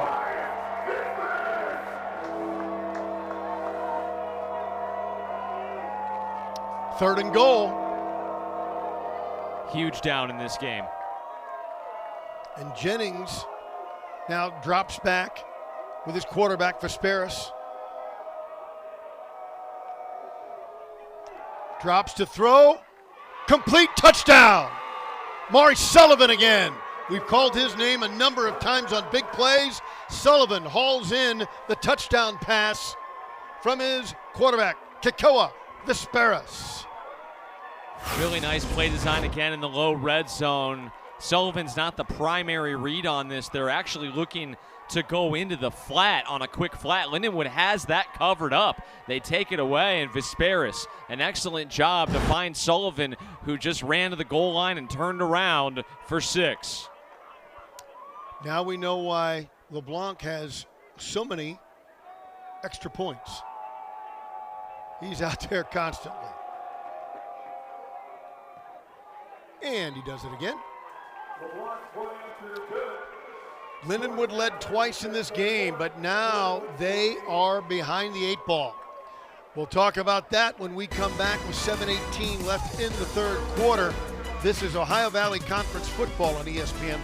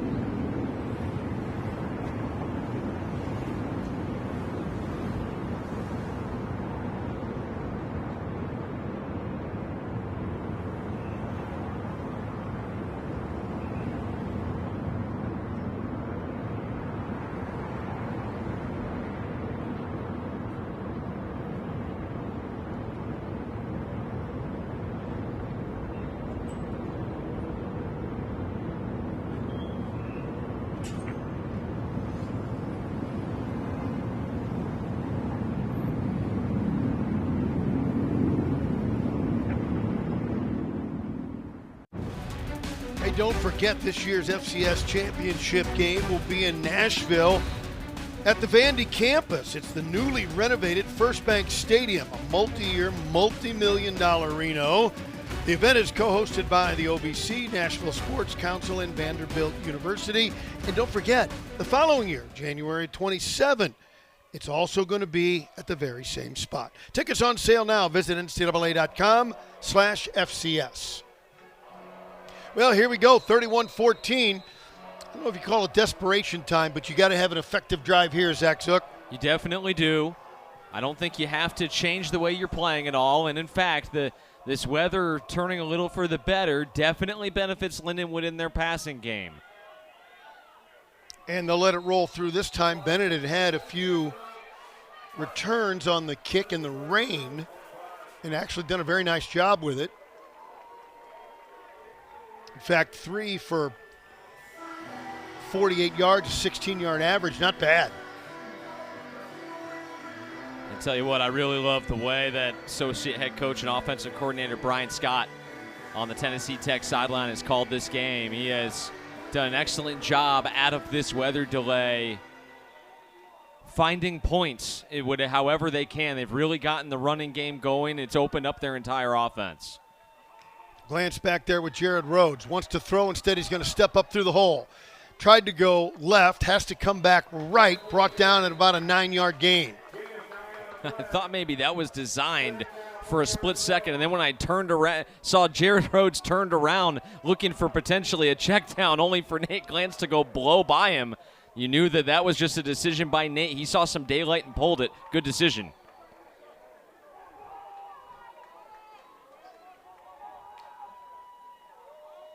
Glantz, I think, rooted out a little bit of a blitz there. He did. You're all over it. It appears Theron Gaines was going to come roaring in off that right side. So now the game of cat and mouse, I think Tennessee Tech has audibled out of it. Jared Rhodes runs into his own man and is brought down. That hole just never opened up. Nobody could get loose. No, it didn't. He actually ran into his own blocker. I think it was the tight end Fugit coming across to try to lead up in there for him. But they just haven't really been able to get a consistent push against the front four for the Golden Eagles. Yeah, nobody is in double digits in rushing except Nate Glantz. Crobath wide to the left side. Smith wide right. That's Fugit back and forth. Rhodes. The fake to Jared Rhodes and the throw. They want to go downfield. They've got a man. It's Rico Bond. He caught at the 40, the 30, the 25, and the 20, and Rico Bond shows up big.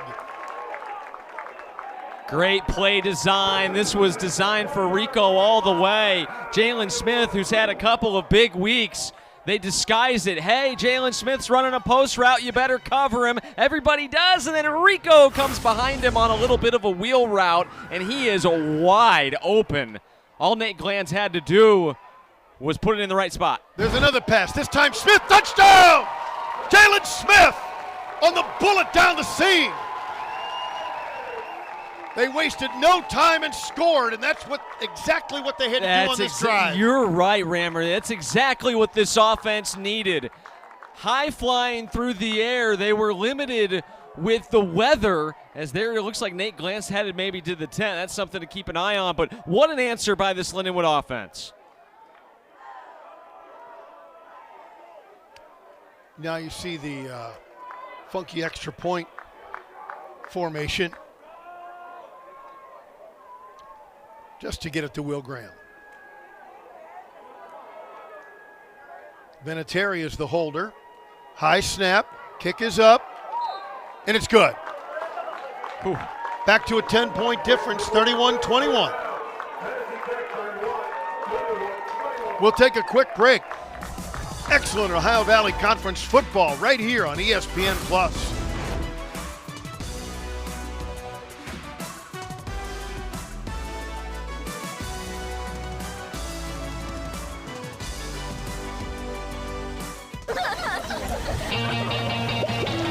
Kids are always snacking on the go, so keep them going all day with chewy, delicious Sunbelt bakery bars. From oats and honey to chocolate chip to soft baked strawberry, there's a flavor for everyone. The tastiest flavors under the sun. Sunbelt bakery bars. Are you ready to take your money to new heights? Get a flexible high-yield checking account that lets you customize your interest rate so you can keep your finances headed in the right direction. With Elevate Checking from United Fidelity Bank, you're in control of how much you earn. You can raise your rate with a few easy steps. Get more ways to earn more with Elevate Checking and start earning 4.00% APY. Learn more at unitedfidelity.com/elevate or visit your local banking center. It's the excitement of the crowd, the crack of a bat, the sound of your own heartbeat, the roar of the engines. The spirit of competition runs deep here, from the dirt track to the cheap seats. Whether you're screaming from the stands or taking your place in the limelight, Southern Illinois is your ticket to all the action. In sports venues and recreational facilities for whatever your obsession is. Come to cheer, come to challenge yourself, but discover so much more when you visit SI.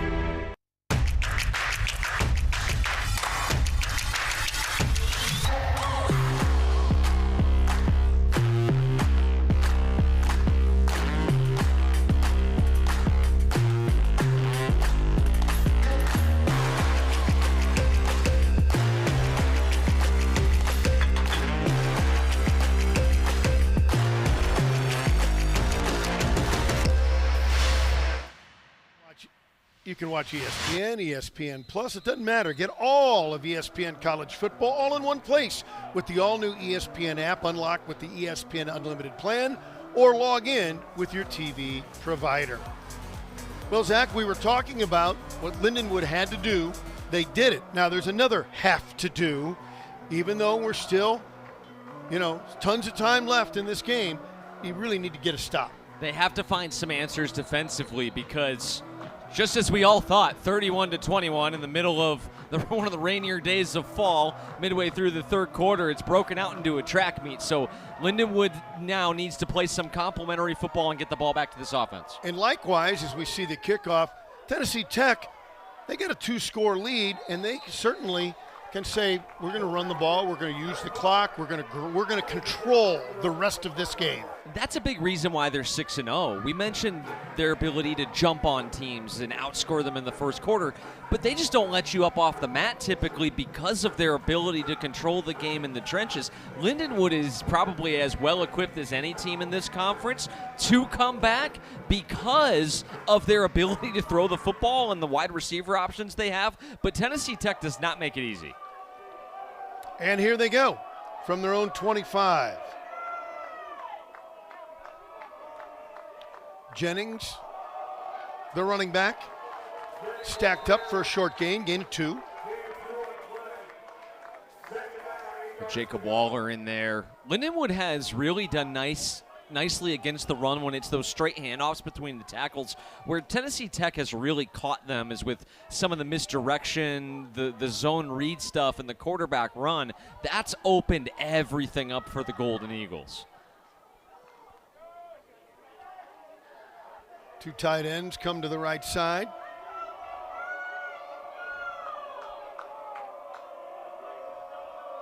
Vesperis drops to throw. Finds his running back. Oh, slipped a tackle beautifully. What a nice catch and run. That's Aiden Littles. They put him in on passing situations. He's not going to be a player that gets very many carries, but he's great on third down, and he's able to slip the tackle there off the screen. That was a great job. What a nice move. Jared Mosley on the tackle for Lindenwood. Aiden Littles, the 5'10 sophomore, makes it 3rd and 3.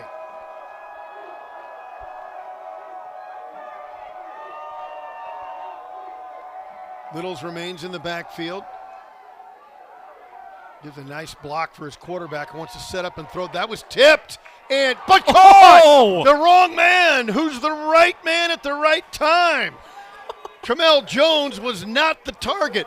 It was tipped on the throw, and it fell into his hands, and he made a great play. Well, you think tipped ball, you're thinking, watch out, could be an interception. Sanjay Strickland gets his mitts up, and Jones tracked it the whole way. That's a great look from our production crew. He looked at that ball the whole way in. Now a quick handoff for Aiden Littles. Well, sometimes you got to get lucky, and sometimes you make your own luck. by Jones not giving up on that play. He saw it the whole way, and it was a little bit of good fortune. Also, he didn't have to break stride. It dropped right in his breadbasket. Darius Jennings in the backfield now. He looks to throw. Vesperas, and that's a catch. That's a catch. Maury Sullivan again. He's had a terrific day. Well, we talk a lot about the Lindenwood receiving core. There's some guys on this Golden Eagles offense out on the edge that just terrorize you if you're a defensive coordinator at night. They are so explosive, and they have such varied skill sets. Sullivan is one of those. Lindenwood can take their time getting onto the field as Tennessee Tech sub. Darius Jennings, the running back. Fakes to him. Another nice play. Tramel Jones creating after that catch in the flats. He got around sticks there. I mean, the missed tackles are just killing Lindenwood on the defensive side of the football right now. Credit Tennessee Tech. They're making plays. But you got to have that tackle at the line of scrimmage. Fake handoff, quick throw, incomplete to Holloway down the sideline. One man to beat. He could not get around Jacob Waller, but another big play as Tennessee Tech just marches down the field. It's just so impressive. Making the first man miss again there was Holloway. It doesn't matter who has the ball for these Golden Eagles. They've done such a great job at forcing misses. Looks to throw again.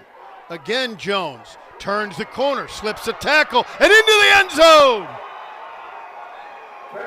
Tramel Jones. And what a block by Sullivan. You'll see it out here on the edge. Tennessee Tech using their speed and athleticism in open space to force missed tackles. But this one, there's not a whole lot you can do if you're Eric Gant here because you're forcing it outside. That block by Sullivan all the way to the turf. An excellent, excellent block downfield. We've complimented Lindenwood's ability to block downfield. That time Sullivan springing Tennessee Tech. LeBlanc again, and LeBlanc good again. Well, we didn't really talk much about it because of, quite frankly, Tennessee Tech came in a 26.5-point favorite, but if Lindenwood can win this game, they'll be in first place. So essentially a battle for first place, although Tennessee Tech ranked number 8, clearly the class, but that doesn't mean on a rainy day on the road anything can happen. But now Lindenwood up against it, and again, the pressure to be just as efficient going downfield. Right, and if you're Tennessee Tech, that's exactly what you needed on offense to kind of stabilize. Lindenwood gets the really quick score. How often do we see in a situation like this, then the team with the lead, quick 3 and out, and just like that, it's back to a 3-point game. Yep. That was key for Vesperas and the Golden Eagles offense to regain firm grip of this football game.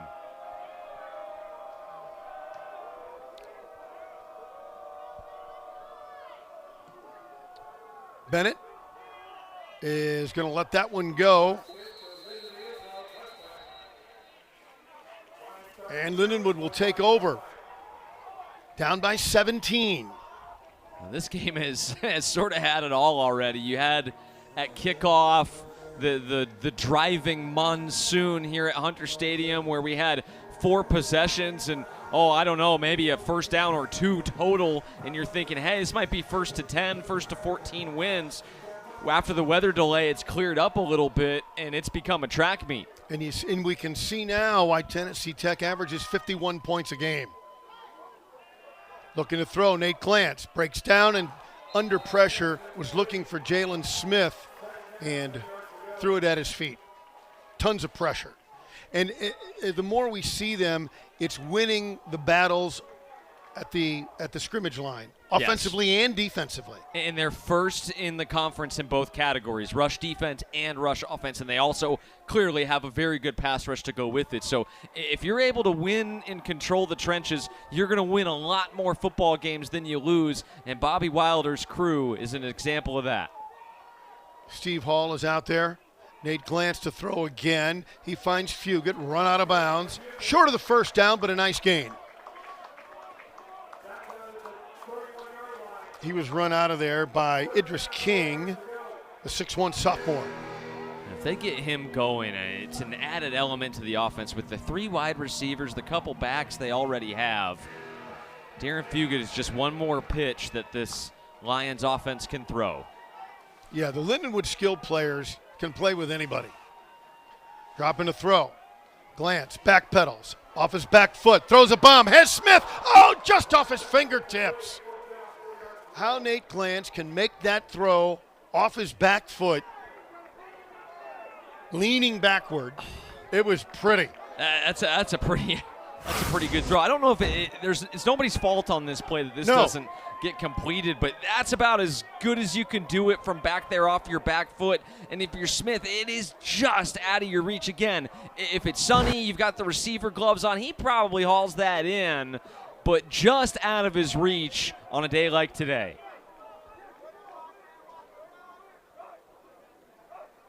Trey Holloway back to receive the punt. Good spiral, driving him back to the 25. Slips one tackle, still on his feet, and finally brought down. Nice play there. Caleb Jones. We've seen him rotate in at linebacker a little bit this year as well. That was a good, sure tackle. And now if you're Lindenwood defensively, the time is now. You really need a stop right here. You cannot allow this score to get any more lopsided, because now just 43 seconds to go until the fourth quarter. If you allow another touchdown on this drive, the clock is already becoming a factor. Yeah, one drive ago, we said, there's still plenty of time. Well, it kind of depends on what happens here.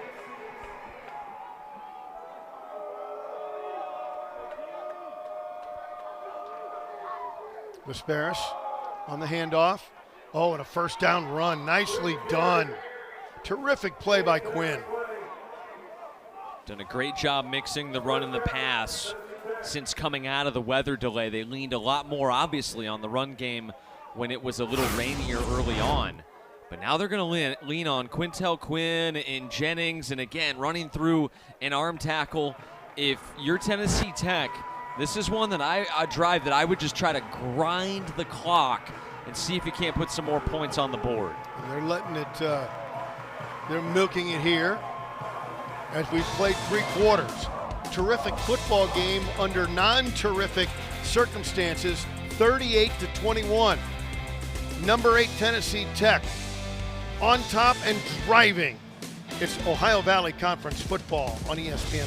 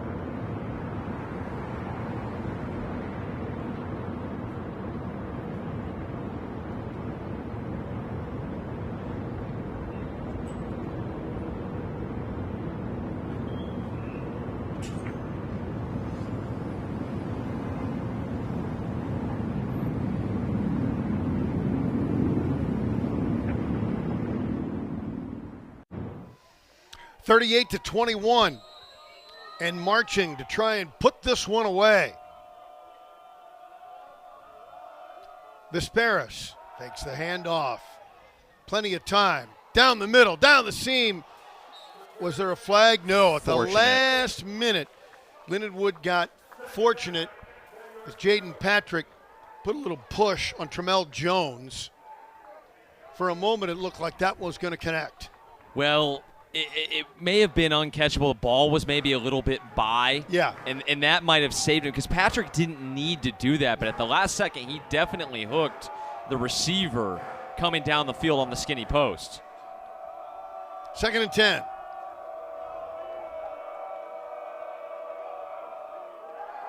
He wants to keep it. Vesperis has had a great day running, and he's brought down after and loose ball. Fumble. Let's see. Could this turn things around? Lindenwood says they had it. They did before. Now the official says yes. Lindenwood gets the fumble. Well, now there's the stop you needed, Zach. Absolutely. Let's see who forced this. I think Jones had Vesperis on the lower half, and it's going to be, the safety who comes in and rips it out. Definitely up. He was on the body of Caleb Jones. Not down. Forward progress not stopped. A great job attacking the football by Alex Dawkins. Caleb Jones. And now here's the life, the energy you needed, but you got to make the opposition pay. Tennessee Tech says, that's all right. We'll just come out, do our thing, and get the ball right back again. That's the way this one's being played. Fake handoff, lob to Rico Bond. Nice play up the sideline and out of bounds at the 40 and a first down. Made that look easy. I tell you what, I've spent a lot of time around this game. I think you see something new every day.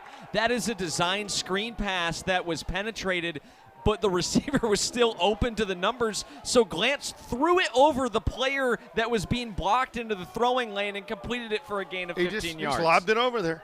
No big deal. Smith in motion. Glantz slow to get this play developed and gains maybe a yard. Timing there didn't quite work out. It is tough sledding between the tackles against this front. Yeah, they're giving him no gain. 2nd and 10. Bond and Smith go to the left side. Fugit and Crobath to the right side. Steve Hall is the running back. Glantz keeps it. Across the middle to Fugit. They say he got a catch. Yes! Fugit a diving catch on the sideline. What a game for number 86. Again, Nate Glantz extending the play. Look at him go through the progression. That's not there. That's not there. Yes, Fugit on the sideline, able to make a catch where only his guy can get it. Wanting to throw again. Nate has a man. He has Smith in the end zone. And broken up. He came down. It looked like he was maybe going to be able to handle that football. Caleb Purdy does a nice job catching up and making a play. Jalen Smith out of the slot now has the gloves on. That was where that ball had to be to try and beat Purdy, but Purdy just did a really nice job playing the receiver legally so. The rain has apparently stopped completely.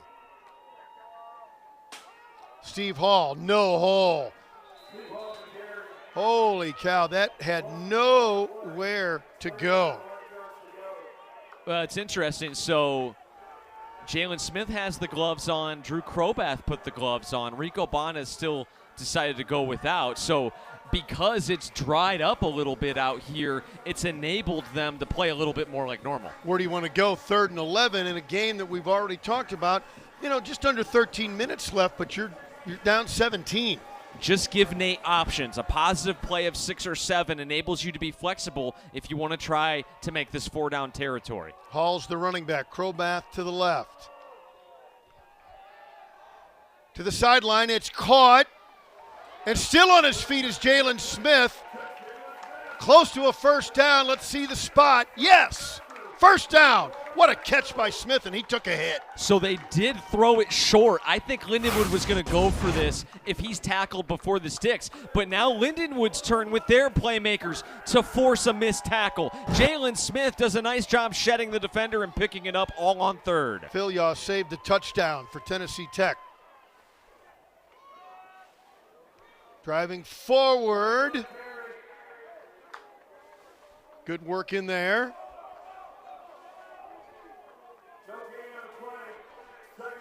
Just so tough. Lindenwood has really been a great quarterback run team, but even that, Tennessee Tech has started to sniff it out. 2nd and 10.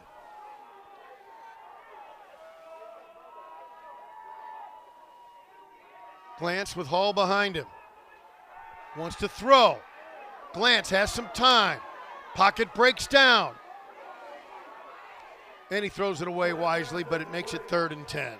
Yeah, he passed on a few options. They had Jalen Smith running the back line on a deep crosser, and then late, he probably could have gotten it to Steve Hall, but he had to see it immediately when he came free. Tennessee Tech did a really good job of tightening the windows. You got to be ready to release it the instant you see it.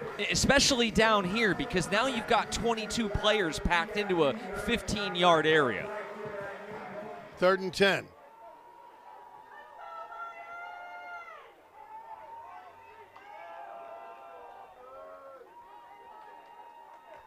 Glantz will throw.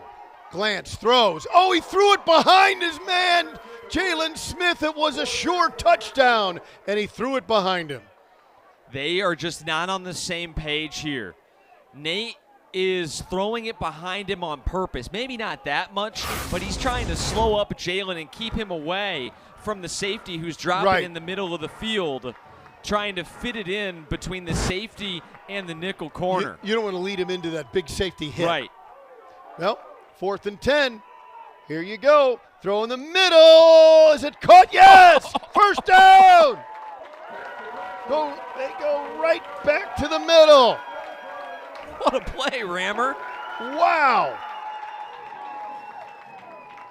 What a throw from Nate Glantz. And Rico Bond down to his knees to haul it in and protect it. He didn't want to reach down for it because he knew he had to make it a catch. And took a huge shot as well. He's a tough kid. 1st and goal.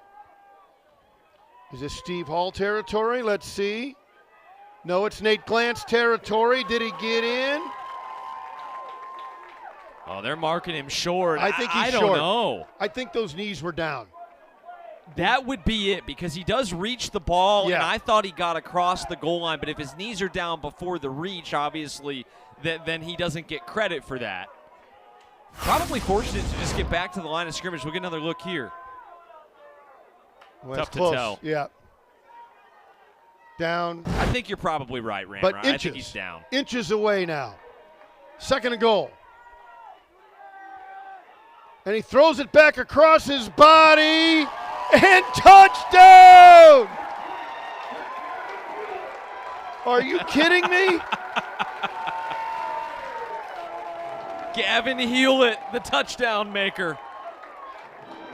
How about a throwback to the left tackle? Has that sentence ever been said before? Oh, my goodness, no offense, Gavin. What? Normally known for protecting Nate Glantz's blind side, they get him involved as a wide receiver now. I got to harken back to years ago. Cade Brister, in his final season, they had a play for the left tackle, Rogenhofer, that they ran in their first season as a Division I program. They dust off that play, and they call it at the perfect time. Hewlett, the 6'6 senior, with the touchdown. And the kick is up and good. Back to a 10-point game with just under 10 minutes left. We'll be right back. What a great Ohio Valley Conference football game on ESPN+.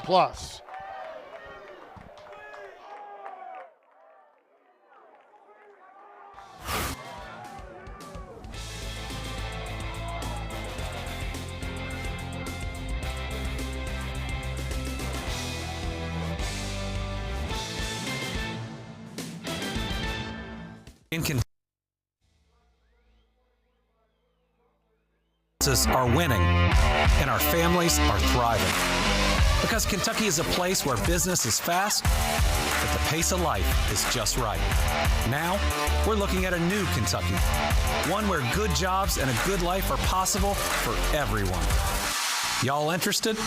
We don't blame you. So come explore your new Kentucky home. Every day, CenterPoint Energy is hard at work ensuring the safe and reliable delivery of natural gas. From routine maintenance to the replacement of natural gas pipelines, it's what we do to keep the community safe. But it's more than just a job. It's about neighbors helping neighbors, because we're also proud members of the communities we serve. So next time you see one of our crews at work, be a good neighbor and steer clear, and we'll all come home safe and sound. Here's to our community's safe and smart energy future. Are you ready to take your money to new heights? Get a flexible high-yield checking account that lets you customize your interest rate so you can keep your finances headed in the right direction. With Elevate Checking from United Fidelity Bank, you're in control of how much you earn. You can raise your rate with a few easy steps. Get more ways to earn more with Elevate Checking and start earning 4.00% APY. Learn more at unitedfidelity.com/elevate or visit your local banking center. What's it like to be a student athlete in the OVC? We rise to challenges and challenge others to rise with us. We show respect. We lead by example. In the OVC, we become champions on and off the field. That's OVC Sports, and you've got to OVC it. Here we go. 10-point game with 9:59 left. Lindenwood got a turnover, got a touchdown on a great play that we'll talk about some more. Fair catch made. Well, Gavin Hewlett from suburban St. Louis, Eureka High School, the senior left tackle, 6'6", 309, and he catches that touchdown. We'll talk more about that after the break. Tennessee Tech leads 38-28. It's Ohio Valley Conference on ESPN+.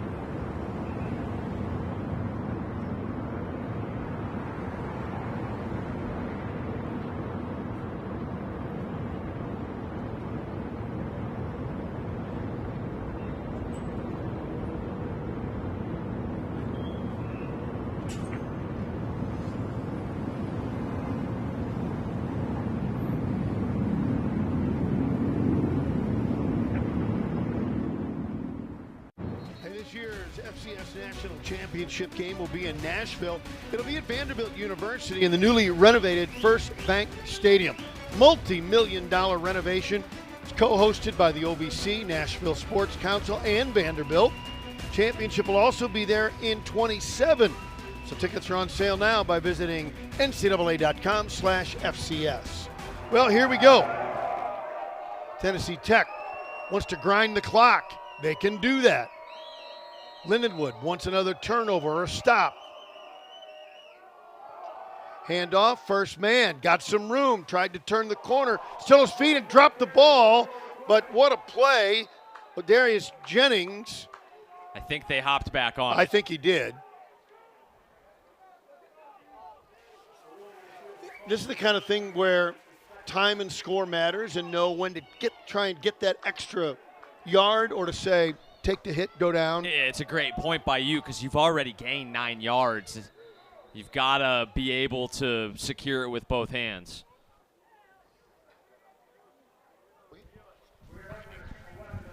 We may have a lightning delay. And yes, we're coming off the field. If you weren't with us earlier, you may have seen the look of the rain delay. Beautiful campus here at Lindenwood University in a downpour. Well, lightning was seen again with 9:27 left, an hour and 5 delay earlier. Tennessee Tech on the move, leading 38-28. So it'll be a minimum of a 30-minute delay, and we'll keep our fingers crossed and see how it goes.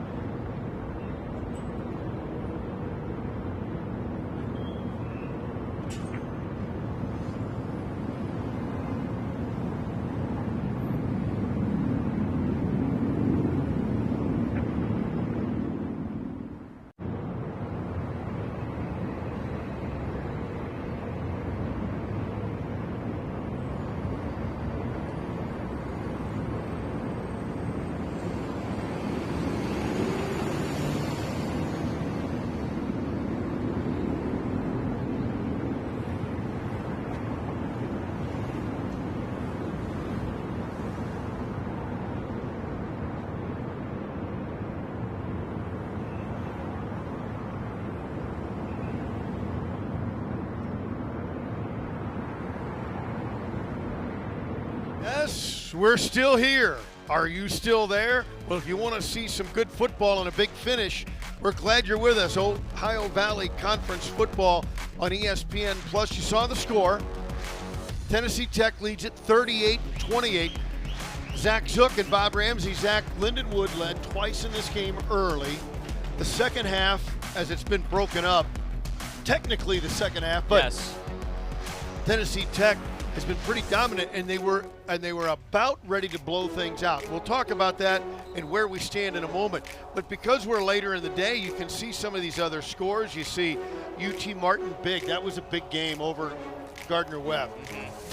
Sure was. UT Martin with a big win, bouncing back from the loss to Lindenwood a couple weekends ago. And then SEMO with the freshman quarterback back in there. There you see, battle for first place officially. Rammer, you talked about it a little earlier. And here we go with a 10-point lead and the football.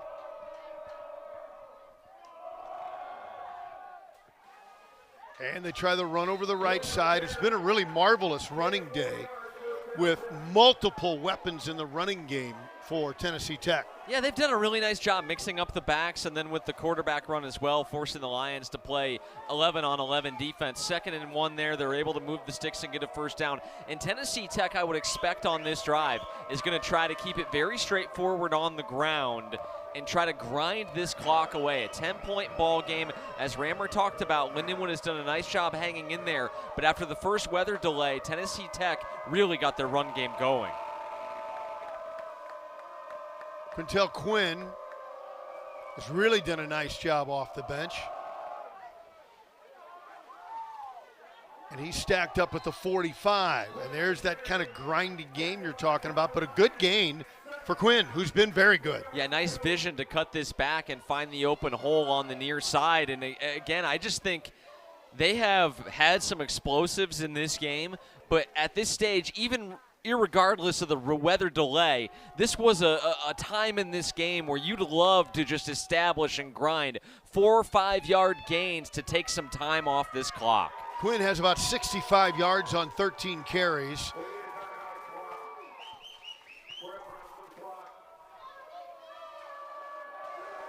Officials say there's a problem with the clock. Will they stop this? They will. Well, I don't know if it was actually, folks, we had tons of lightning and a big storm while we were away. By the way, an hour and 40-minute delay for lightning after the hour 5-minute delay earlier. So 2:45 total. The scoreboard flickered when lightning, I don't know if lightning hit it. I don't think so, but there was a crack that the lightning was really right here on the field. Yes. It shook the building, and we'll see if there are any glitches as we move forward in the clock. Remember, on the field, the officials have a manual time in the event that something like this happens. So that way the delay here could be minimal. But they're going to try to work out the scoreboard because that is a competitive advantage or disadvantage. And here we go. Look at all the tight ends. 2nd and 3. Again, Quinn. He's stacked up. He'll be short. Great work. Gang tackling. The finisher there was Sanjay Strickland. Such a tough guy to bring down. We talked about it earlier on in the broadcast. He's 225. Eric Gant is going to give it his best effort. And while he does get stiff-armed to the turf, he does a good enough job of slowing down Quinn. And look at the Lions hacking at that football, trying to force a turnover. Hey, real quick look at our upcoming schedules brought to you by Sunbelt Bakery. The tastiest flavors under the sun as the officials are trying to work something out on the field, probably again with the clock. And you can see Tennessee Tech ranked 8th in the country. Moving forward, a couple of home games for them, and then on the road, including at Kentucky on the 15th of November. Strange SEC matchup there. Yeah, there's always that mid-November SEC FCS game, and Tennessee Tech is going to play in one of those. They have 2 big games coming up after this one at home. And then for Lindenwood, another big one against Gardner-Webb here next weekend before they head out on the road. 2 on the road, back home for 1, and then the big regional matchup with Southeast Missouri. For those who don't know the geography, 2 hours from here, maybe a little less. And it's a big rivalry between SEMO and Lindenwood University. We've got a 3rd and a short 1. Handoff, Jennings dives into the pile. I think he was stopped, Zach. He was indeed. Sanjay Strickland with good penetration forced Jennings to take a sidestep. And on those short yardage situations, one of the big coaching points is, hey, force them to go laterally. Jennings didn't have anything straight ahead, so he had to move laterally to try to find a hole. Jacob Waller in there, Kobe McClendon in there, Rustmeyer in there, and now Tennessee Tech forced to punt.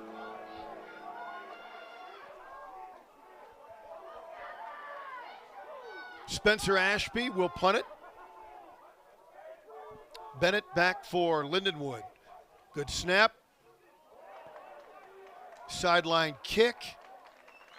That'll go out of bounds at the 20. Not the way they probably drew that up. You had a chance to pin Lindenwood deep.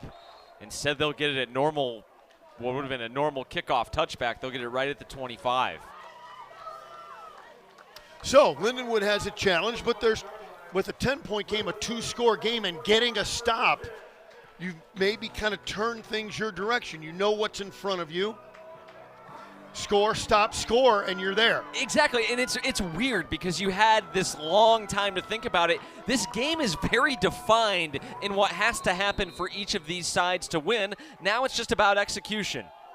Rhodes back in there at running back. He and Hall have split the assignment with the series. Crobath on a little pitch, dives forward, and maybe a gain of a yard. That one got strung out too long. It was a good job out on the perimeter. Tennessee Tech did a nice job of not giving ground. They came up and challenged the receivers blocking and allowed the safety that time. That looks like that's Perry running the alley and takes a great angle to bring down Crobath. 2nd and 9. Across the middle, through the hands of Jalen Smith, who's been brilliant today. He has been, and they've been switching depending on how wet or dry it is out on the field with the receiver gloves. Now he's back to no gloves, and that was one he hauls in 9 times out of 10 if it's dry out. And suddenly Nate Glantz has a tough one here. 3rd and 9, and it's a long 9. Glantz has some time, breaking down on the run. He's been at his best, but that one is broken up, and now quick 3 with really only 1 yard to gain. What a tough spot for Lindenwood. And I think they're going to leave the offense out on the field. They probably, well, now here comes the punt unit they're grouping up. Probably have no choice but to kick it here and just hope that you can get the quick 3 and out. You're at the point now, though, where that you really needed points on this drive. You may need an onside kick, even if you're able to get a quick stop here. Holloway back to receive it. Trey Holloway, A.J. Vinatieri to boot it away, and a nice one. Good hang time, coverage, and he goes down at the 30. Good punt by Vinatieri. Holloway made the right play. So now it's hat on hat for 5:33. Again, 2 scores away are the Lions, but score, stop, score. That's how you got to think about it. That's how they have to think about it. Now the margin of error is 0. I should say stop, score, stop, score. Stop, score, so right. You made it tougher on yourself by going 3 and out.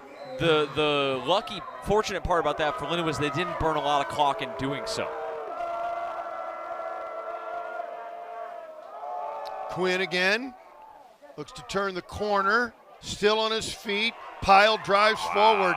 That's good team football for the first down. And that's, I think, what Quinn brings. We talked about the size and the physicality. I just really feel like he is built for these games in the rain, in the mud. This offensive line's done a nice job putting holes in the Lindenwood defense for him to run through, and that time pushed him forward for an extra 5 or 6. Q squared has been very good. He remains in the backfield. Trips left. They're going to give it to Quinn again. Wow, look at that. He burst through the pile. The 20, the 10. Touchdown. Lindenwood couldn't even ride him out of bounds.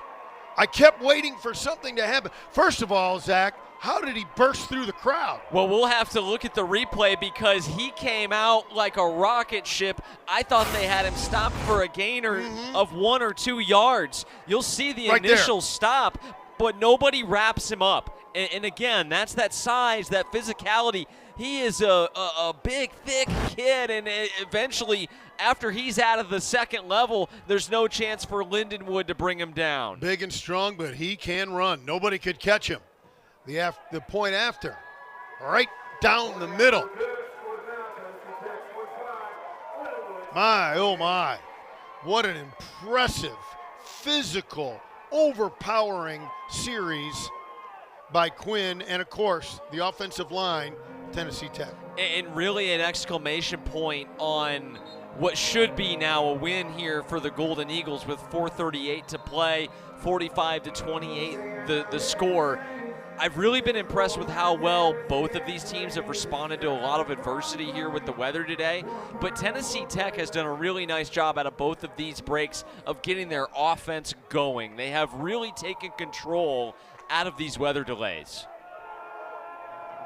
So they'll get set to kick it off. Dom LeBlanc has been very busy with the point afters. Bennett has had a good day returning, actually, for Lindenwood.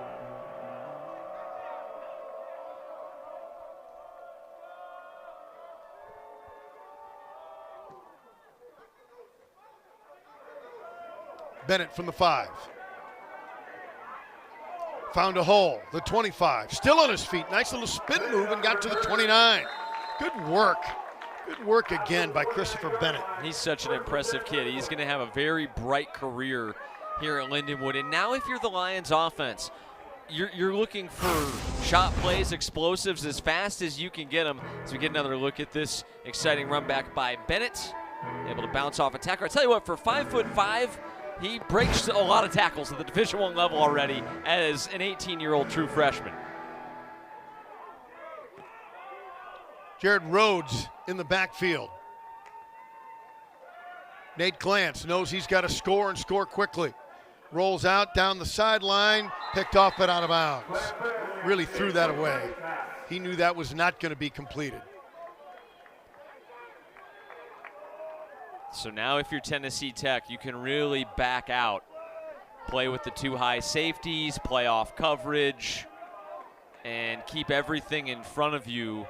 Even if Lindenwood can put a scoring drive together, if you can force them to run a couple minutes off the clock, you've done your job. Nate drops to throw. Rolls out, throws on the run again. It's complete. Drew Krobath stayed in bounds, got the first down at the 40. As he had to come back, he came back for the ball. That was a nice play. Good job to secure it with 2 hands. Might not be able to see it coming down as hard as it was earlier, but I can assure you it's still raining. Wants the sideline again. Fugit, who's had his best game offensively. He's always a terrific blocker, but more involved with handling the football. So now in hurry-up mode, they're going to have to jump the ball from here to the house.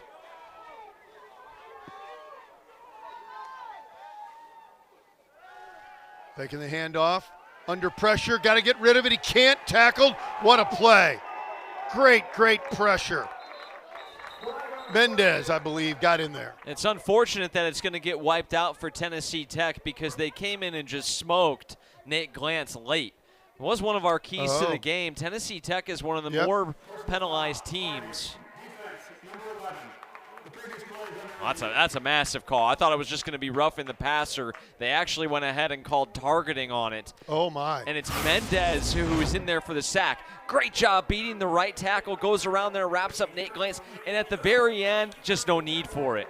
And that was A.J. Crawford. I'd expect for this to be upheld, and the unfortunate part about that is we've got 3.5 minutes to go. He's now going to miss the first half of next week's game. Crawford's the 6-foot junior.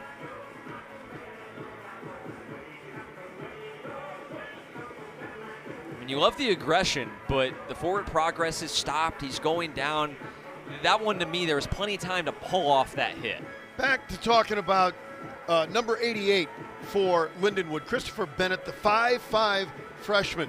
So we see him as a returner. What about him as a regular wide receiver? I think he's going to get there. You have already seen he does have a reception in this game. Yeah. And Dusty Hovorka and this Lindenwood coaching staff has sprinkled him in. He's more of a gadget player at this stage of his career. He's also still learning the offense, adjusting to college life. There's a lot of adjustment to be made when you're a true freshman, and there's a pretty talented wide receiver group ahead of him that are upperclassmen. But he's already forced his way onto the field. Yeah, and I'm thinking, moving forward, who could this guy project to be? And I think with the talent we've seen, the sky's the limit. But ideally, probably maybe a slot guy. Yes, definitely. I think he's a player that you can line up in the backfield and do some different things with. You can throw a lot of the RPO screens to him, another look there, and you see clear head-to-head, crown of the helmet. It is unfortunate. It's a great pass rush by Mendez, using speed, bending the edge, and then Crawford just coming in late there. And it wasn't intentional, but it was just late more than anything. It was just late and undisciplined a little bit because you had him down. But these guys are fired up. They're trying to put this game away and get out of here and get back to Tennessee. We've already had, as we mentioned, 2 hours and 45 minutes of lightning delays. Which you do have to respect the energy. I mean, we could hear both teams sort of chanting, keeping themselves pumped up. Tennessee Tech actually took the field too early and got booted back off into the locker room. So you definitely respect these coaching staffs. The ability to keep college-age kids focused for this period of time, off and on the emotional roller coaster and the physical roller coaster that today has demanded, has been impressive. In fact, to point out how long of a day it's been, the Lindenwood players were fed supper during the second delay. They tried to get some carbs and try to reload. I wouldn't be surprised if Tennessee Tech did something similar. Jed Stugart is not happy with something that has been adjudicated. They wave off the targeting.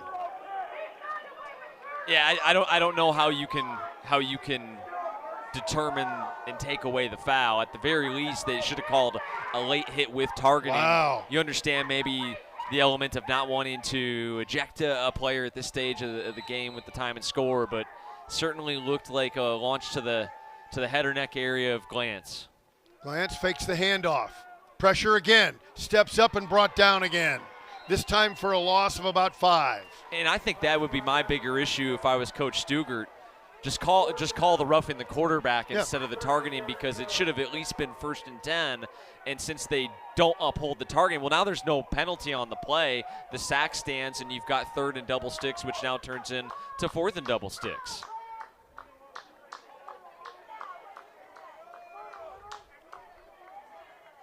Fourth and 13. With any hope in this game to stay alive. They bring the house.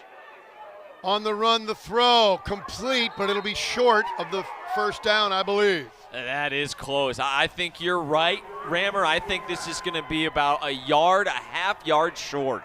Rico Bond upset with activities on that sideline. We don't need to see that. Not sure what happened over there, but he was unhappy. Yeah, probably some talking going on after he was tackled. Very tough catch. I don't know if we'll get another look at that, but he again coming back for the ball. And now I'm wondering where they're putting the ball down. I don't know if he completed the process of the catch. So that's going to go as an incomplete pass. Incomplete, you're right. It's an incomplete pass. Even if he had it, I think he's a yard short. We'll get a good look at it here. Headed into the sideline, and I think he stepped out with that left foot as he was securing the football, as he was being ripped down on the sideline. Well, here we go. Or maybe here we not go. Now they're ready. Nice play by the DB, Andrew Smith. Quinn stays in the game at running back. What a terrific job.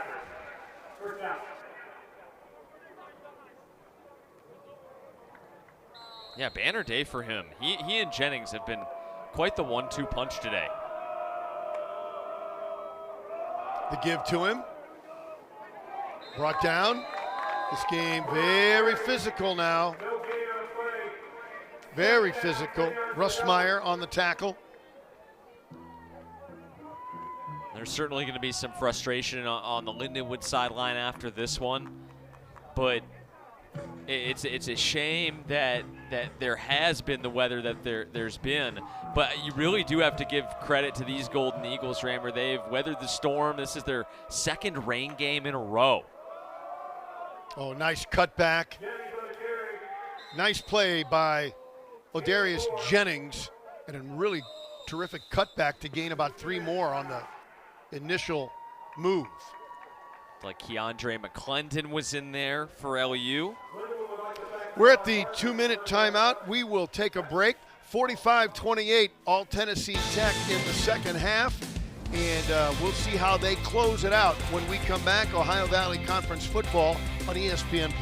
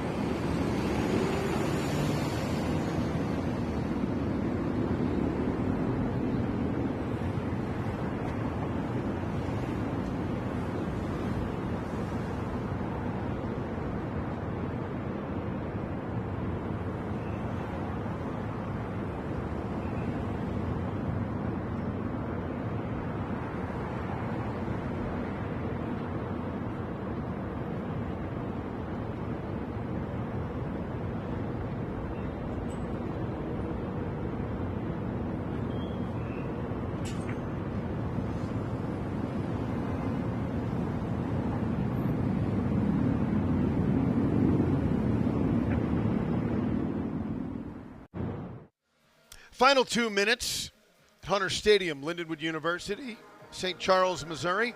45-28. Tennessee Tech moving again. There's Jed Stugart, Lindenwood coach. Been a little unhappy with some of the things that have happened here in the second half.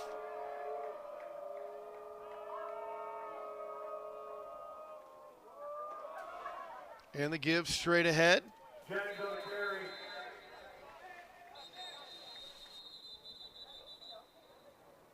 Stopped with 1:52 remaining, as you see. And we have confirmed.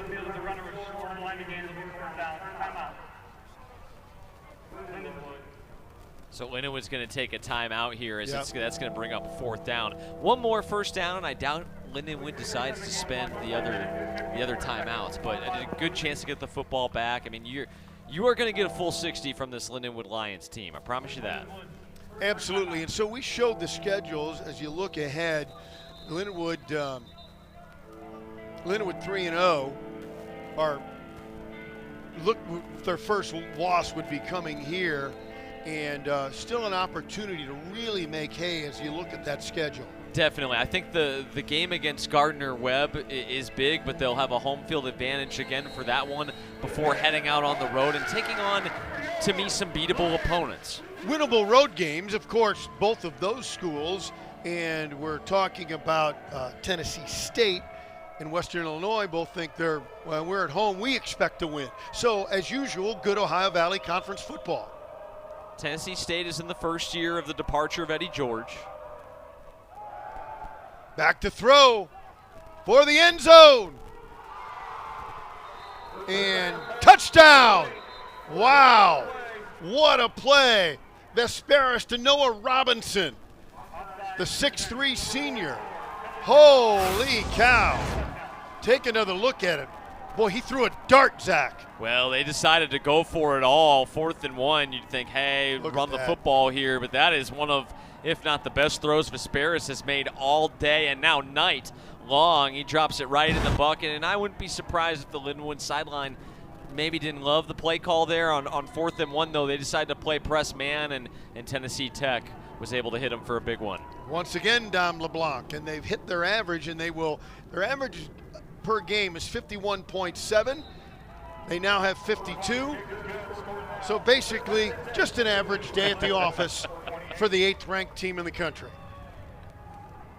You do have to give them credit. Lindenwood had a nice plan for them coming out. Remember, we talked about how great Tennessee Tech's been in the opening quarter. Lindenwood was ahead 7-0 after the first 15 minutes of gameplay. It's the first time Tennessee Tech has trailed after one all season long, but it felt like each and every time after the weather delay. Now, Lindenwood struck very quickly after the first weather delay, but then Tennessee Tech was able to get those points right back.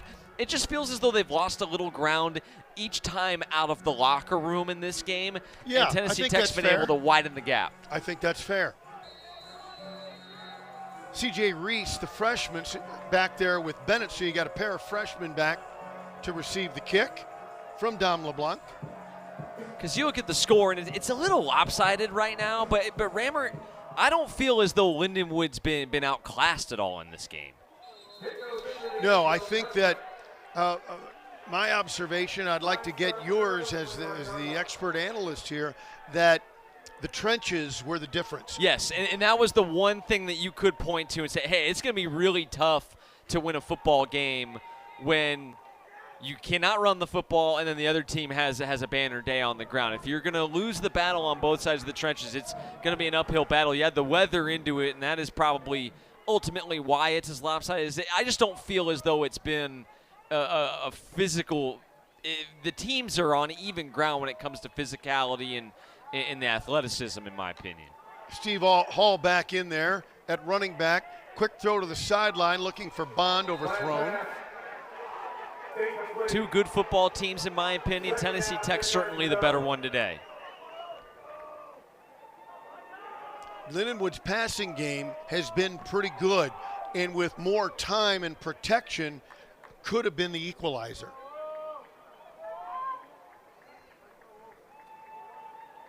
Jalen Smith wide to the right side. Darren Fugit comes into the slot, the big tight end who's had a great day. Cross for Fugit, that's broken up. Nice hit on that play by Tim Koutras.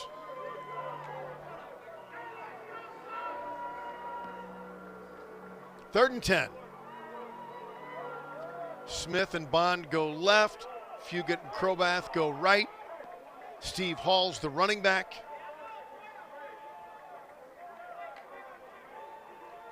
Six are rushing.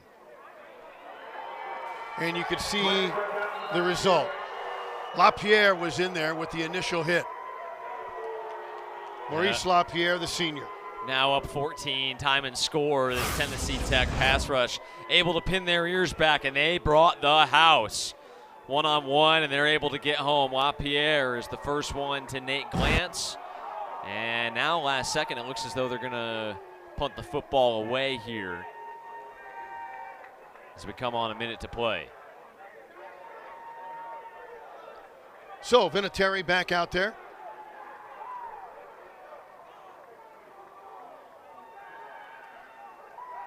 Wet field, wet ball, good snap. Low line drive, takes a good Lindenwood bounce. All the way down to the 35. And Vinatieri has figured a way to get that roll, hasn't he? He has. He's done it despite some of the mistakes. Obviously, Lindenwood's had some problems with the punt team today.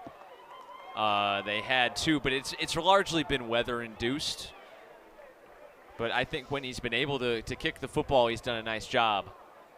And again, to wrap up kind of the comment about, 52-28, those of you that are just tuned in probably thought I sounded insane with the score being what it is. But remember, it was a 10-point game. Lindenwood got the stop and had the ball down 10 with about 6 minutes left to play when we came out of this second weather delay.